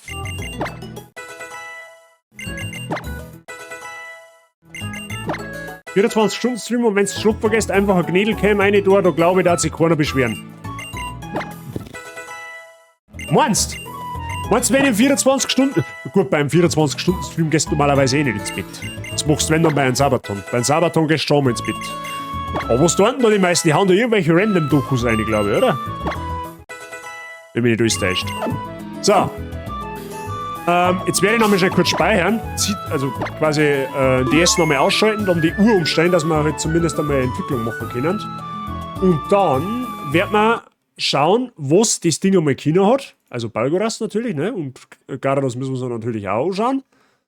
Und dann wird man noch Garados Mega entwickeln. Einfach zwecks ein Comeback, was gewinnen. So. System. Nein, nix Systemuhr. Feste Zeit. Und zwar ist das jetzt der 1.1.2000 ja, 14 Uhr pauschal. Wird schon, achso, das geht gar nicht. Ja, das wird schon passen. Moma Reise in die Vergangenheit ist so wurscht. Und 2069. Ja, genau, nur ohne rauf. Was? Bernd das Brot. Jetzt hoffe ich mal, dass sie die Zeit, dass das jetzt Mittag ist oder was. Und wenn nicht, dann kann ich es halt auch nicht ändern.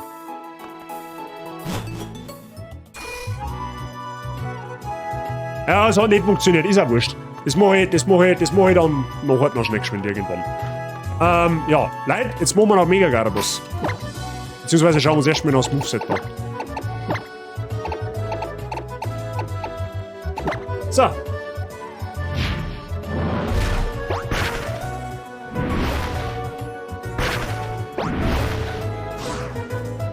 Fun Fact, bei gewissen Pokémon-Spielen ist die Datei beschädigt worden, wenn man die Vergangenheit... So, genau. Wir haben ja Kaskade gekriegt, mit denen wir praktisch Wasserfälle erklimmen können. Das ist ein körperlicher Wasserangriff, der zu 100% trifft und teilweise zurückschrecken lassen kann. Ist besser als, wie ich finde, wie Nassschweif, weil es eben 100%ig trifft. Und Kaskade brauchen wir abgesehen davon, um überhaupt den Puckeliger zu kommen. So.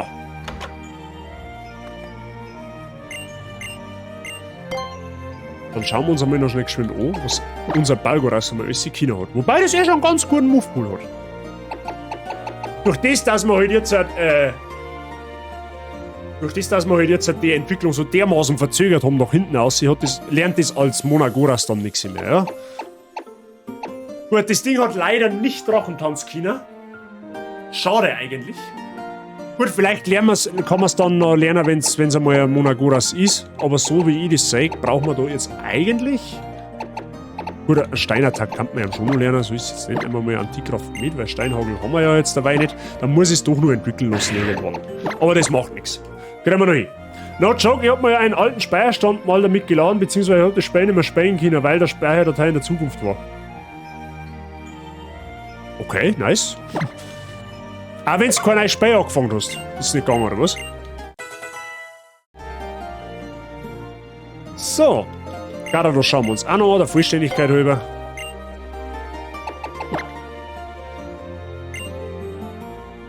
Buchklappüstrachen und Nassschweif, das war damals unser Brecherangriff. Alter, schaut euch mal die Angriffswerte an von dem Garados, das ist ja geisteskrank. Eiszahn war natürlich auch nicht schlecht. Wobei... Ah, das Set lassen wir dabei mal so, das passt dann schon. Okay. Ja, von dem Bug habe ich tatsächlich noch nie gehört. So, Freunde, jetzt wird irgendein random Pokémon uns zum Opfer fallen. Okay? Es wird uns jetzt gnadenlos zum Opfer fallen. Wir werden jetzt unser Hydra endlich von der Leine los. Unser Dalamadur. Es ist ja nicht mehr Hydra. Es ist die Reinkarnation von Hydra. Ja?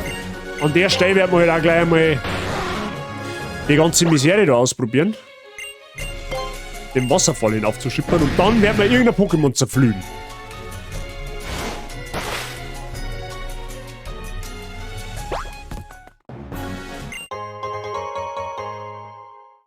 Schade eigentlich, haben wir schon so oft.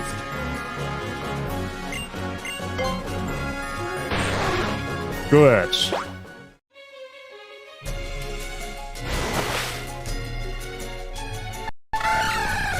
Ich glaube, da gönnen wir uns sogar irgendeinen Trainer. Wir haben da so viele Trainer geskippt.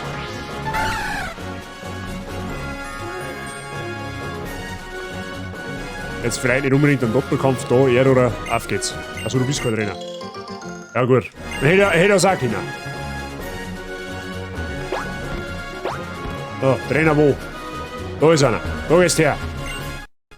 So, du bist fällig.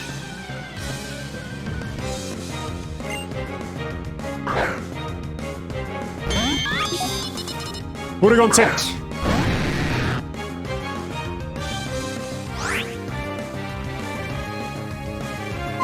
Okay, war womöglich ein Fehler, dass ich da jetzt reingegangen bin. Fuck, die Level mit? Okay. Ich hätte doch einfach einen Müllkampf machen sollen.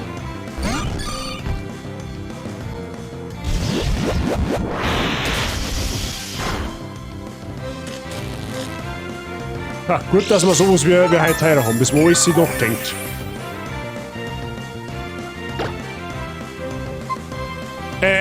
Ja, fuck.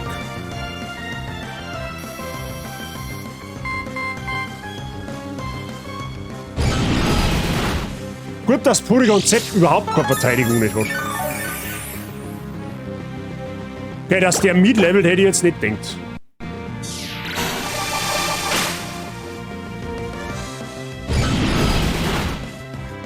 So, Porygon Z ist schon mal raus.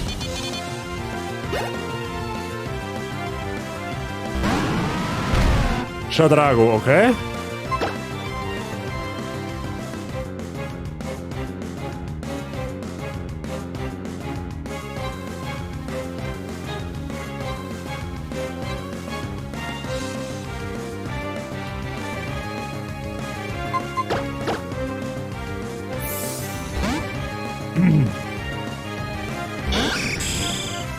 Raufkoloss, okay, gut, der ausgegangen bin. Angriff sinkt, Verteidigung sinkt, das ist gut. Ballenhelm kriegst du noch ein wenig an Schaden mit. Und mir Schutzschild machen, weil ich nicht weiß, was du machst. Name Raufkoloss, ja, okay, das kann ich noch mit tanken, das heißt Ruheort ist doch fein auf jeden Fall.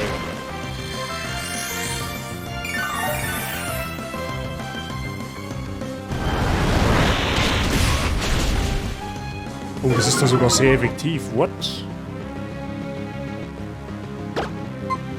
Gut, ich bin schneller wie du, das heißt, rein theoretisch bist du jetzt sowieso tot. Du bist minus 2 Verteidigung. Ja, no way.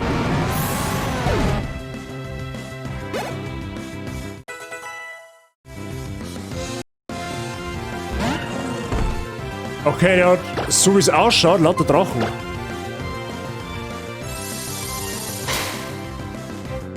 Drachenpuls, okay.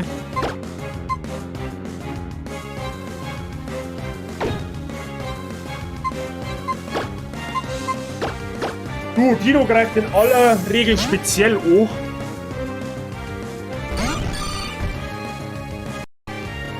Okay, jetzt habe ich Angst. Oh, jetzt habe ich Angst.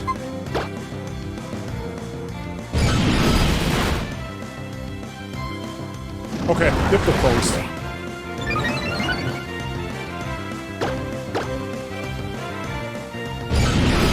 Gut, Dino ist raus. Schlurrbleck, ja, okay.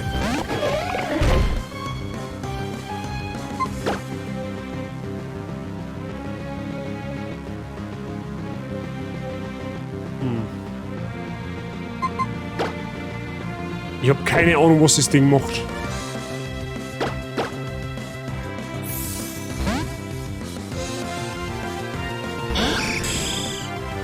Pfeileschrei.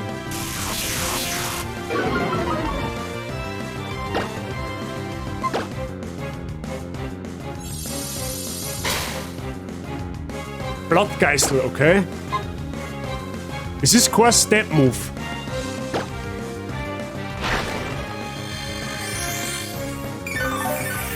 Mal schauen, wie viel Schaden das macht. Geht daneben, okay, ist gut für mich.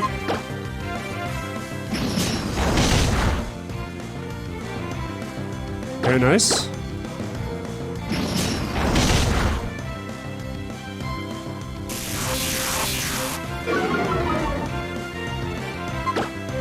Jetzt würde ich schon fast rausgehen. Minus 2 Verteidigung ist mir tatsächlich ein bisschen zu risky. Ich soll jetzt aber eigentlich mit Cedra gegen tanken können, wenn jetzt da Blockgeister kommt. Weil es nicht Step ist. Ja, und geht eh wieder daneben abgesehen davon. Nice.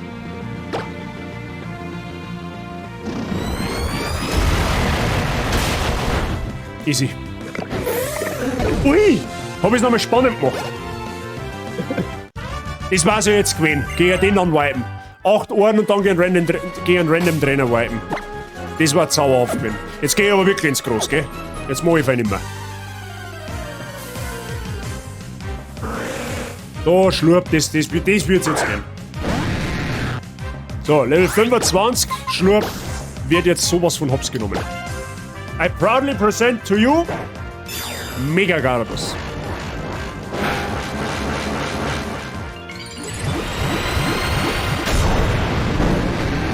Das Ding ist absolut geil.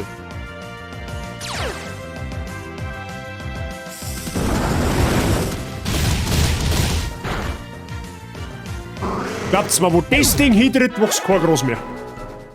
Gib ein Brief und Siegel drauf.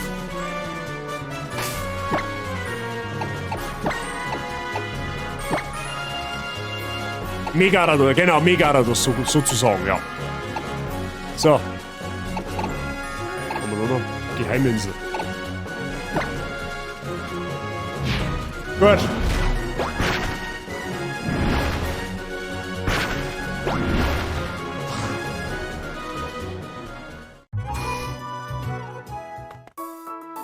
Den machen wir ganz schnell heilen, gell? Damit ja auch nichts mehr passiert jetzt.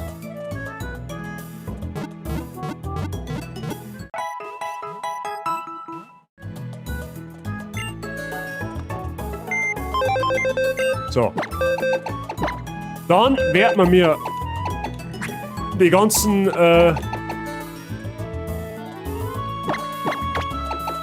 Anwärter erst einmal ablegen. Dann nehmen wir unser eigentliches Team wieder mit. Das lassen wir jetzt dabei einmal so. Wir haben auf alle Fälle mit Gyarados einen sehr starken Backup wieder gekriegt. Das ist sehr, sehr gut. Nimm mir danken so mit. So, Freunde, beim nächsten Mal werden wir uns Richtung Siegerstraße aufmachen. Ja, Richtung Pokémon-Liga. Die werden wir allerdings beim nächsten Mal aller Wahrscheinlichkeit nach noch nicht machen. Warum? Kann ich schon sagen. Bis wir im Poké-Liga kommen, wird ein bisschen Zeit vergehen. Ja, da ist noch die Siegerstraße dazwischen, da ist noch der eine oder andere Trainer dazwischen.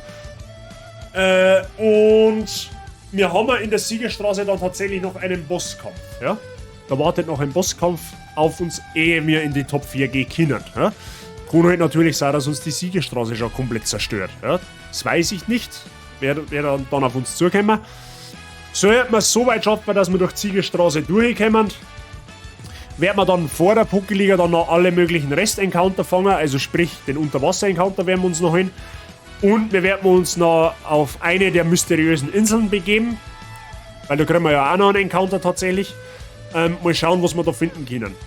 Und beim übernächsten Mal dann, wahrscheinlich übernächsten Mal, werden wir dann das Finale haben. Also sprich, da werden wir Teambuilding machen, ganz am Anfang.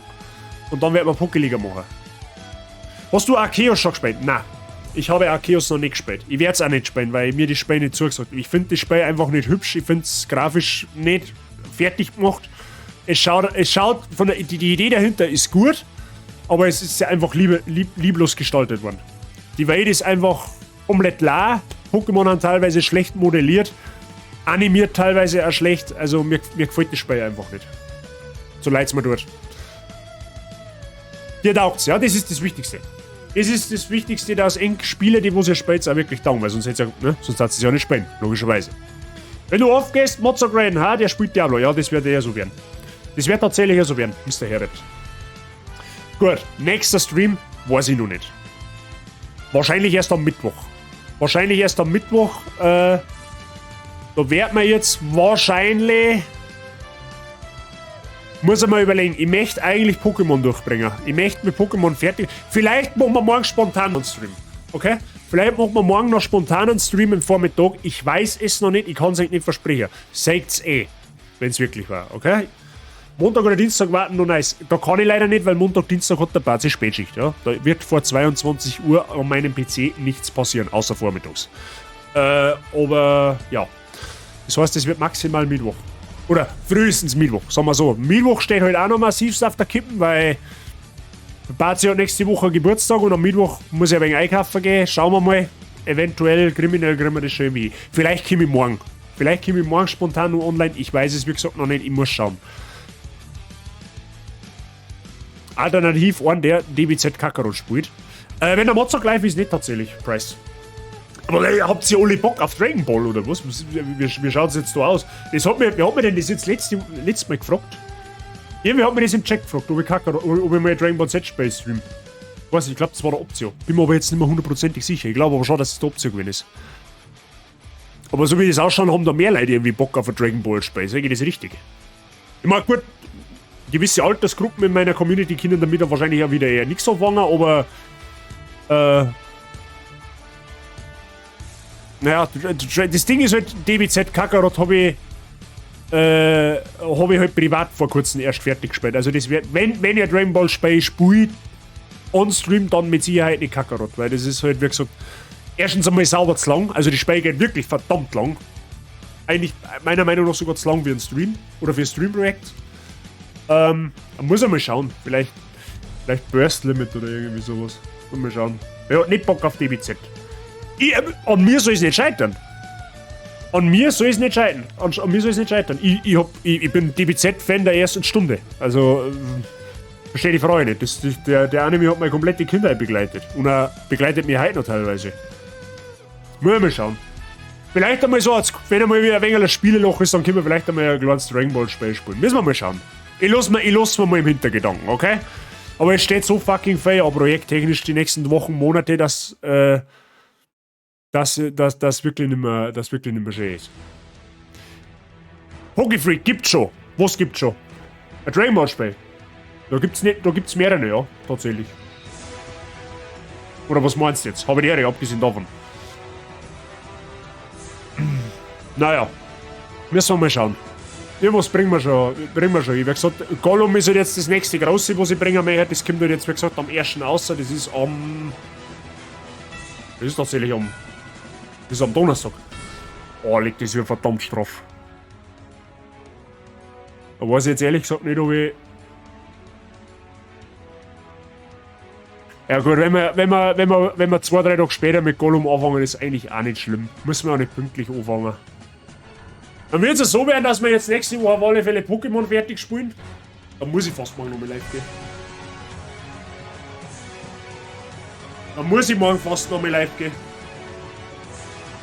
Vielleicht komme ich morgen Mittag. Morgen aber eins, vielleicht irgendwie sowas. Ich muss mit der Frau Bazi reden. DBZ Tekken. Keine Ahnung, ob es DBZ im Tekken-Style gibt. Keine Ahnung, weiß ich nicht. Kann's auch. Na, jetzt passt auf, machen wir es so. Ich red später mal mit der Frau Bazi, was die morgen vorhat. Ich glaube, dass die morgen Nachmittag sogar zum Ross fährt. Dann wäre rein theoretisch möglich, dass ich morgen Nachmittag, also früh mittags, 12:01 wieder mit Pokémon live gehe. Kann ich theoretisch da 3 Stunden einhauen, dann darf man morgen schon in die Ziegerstraße gehen. Dann kann man es Mittwoch fertig machen. Also, gemäß dem Fall, ich wipe morgen nicht. Weil ich plane jetzt einmal einen ganzen Stream ein für Siegerstraße plus Bosskampf plus Encounter sammeln. Und der letzte Stream mit Pokémon ist halt dann Teambuilding für Pokeliga plus Pokeliga. Und dann ist Nuzlocke sowieso vorbei, abgesehen davon. Wäre jetzt so der Plan. Schauen wir mal. Ich schreibe es ins Discord ein. Ausrufezeichen Discord, wer auf dem Laufenden bleiben möchte, gerne mal draufkommen. Kommt einmal in der Woche mindestens ein Streamplan. Heißt Dragon Ball Fighters. Dragon Ball Fighters ist von Tekken so weit weg wie keine Ahnung. Dragon Ball Fighters ist ein Beat'em Up, hat aber mit Tekken an und für sich überhaupt nichts zu tun. Schon allein von der Kampfmechanik her ist Fighters wesentlich schneller, wesentlich, wie sage ich denn? Das ist vom Kampfsystem her ganz was anderes wie Tekken. Also ich verstehe, das ist ein Beat'em Up, natürlich, also Tekken und Dragon Ball Fighters sind Beat'em Ups logischerweise, aber Tekken ist ja ganz anders, wie sage ich denn? Ein eigenes Genre in dem Genre, ne? So auf die Art. Live ab 2 Watt gut, Mittagszeit kann ich nicht. Um 2 werde ich dann wahrscheinlich sogar noch Streamer, Herbert. Gemäß dem Fall, ich fange um 1 Uhr, verpasst sowieso nicht viel. Also glaube ich jetzt einmal. Aber wie gesagt, steht noch in den Sternen. Wie gesagt, kommt gerne auf meinen Discord-Server. Das mich freuen. Falls du noch nicht gefollowt hast, wenn dir ein bisschen gefällt, was ich da tue, dann drück gerne mal auf den Following-Button, weil der kostet nichts, aber das hat mir schwer helfen. Wir haben 159 Follower, 160 ist eine schöne Zahl, habe ich mal gehört. Ja? Pokémon Tekken gibt's, richtig. Das stimmt. Pokémon Tekken ist viel näher an einen richtigen Tekken dran, wie Fighters zum Beispiel. Da Mr. oder Mrs. Pokefreak, ich weiß nicht, ob du Männlein oder Weiblein bist, da stimme ich da voll und ganz zu. Absolut. Und schau, dass die 10 Leute essen. Mittagszeit stehe ich im Omega Store und schau, dass die 10 Leute essen kriegen. Mehr Essen ist auch mehr gut, habe ich gehört. Apropos Essen, das werde ich nämlich jetzt da. Ich werde jetzt meinen Pizzalieferanten des Vertrauens noch mobilisieren und schauen, dass der mir mein Futter bringt. Fuck, ich muss noch auf Bank. Unflauschig. Ja gut, das hilft ja nicht. Das Leben ohne Geld geht halt einmal nicht. Genau. So, ich sage jetzt einmal vorsichtig bis morgen. Okay? Vorsichtig.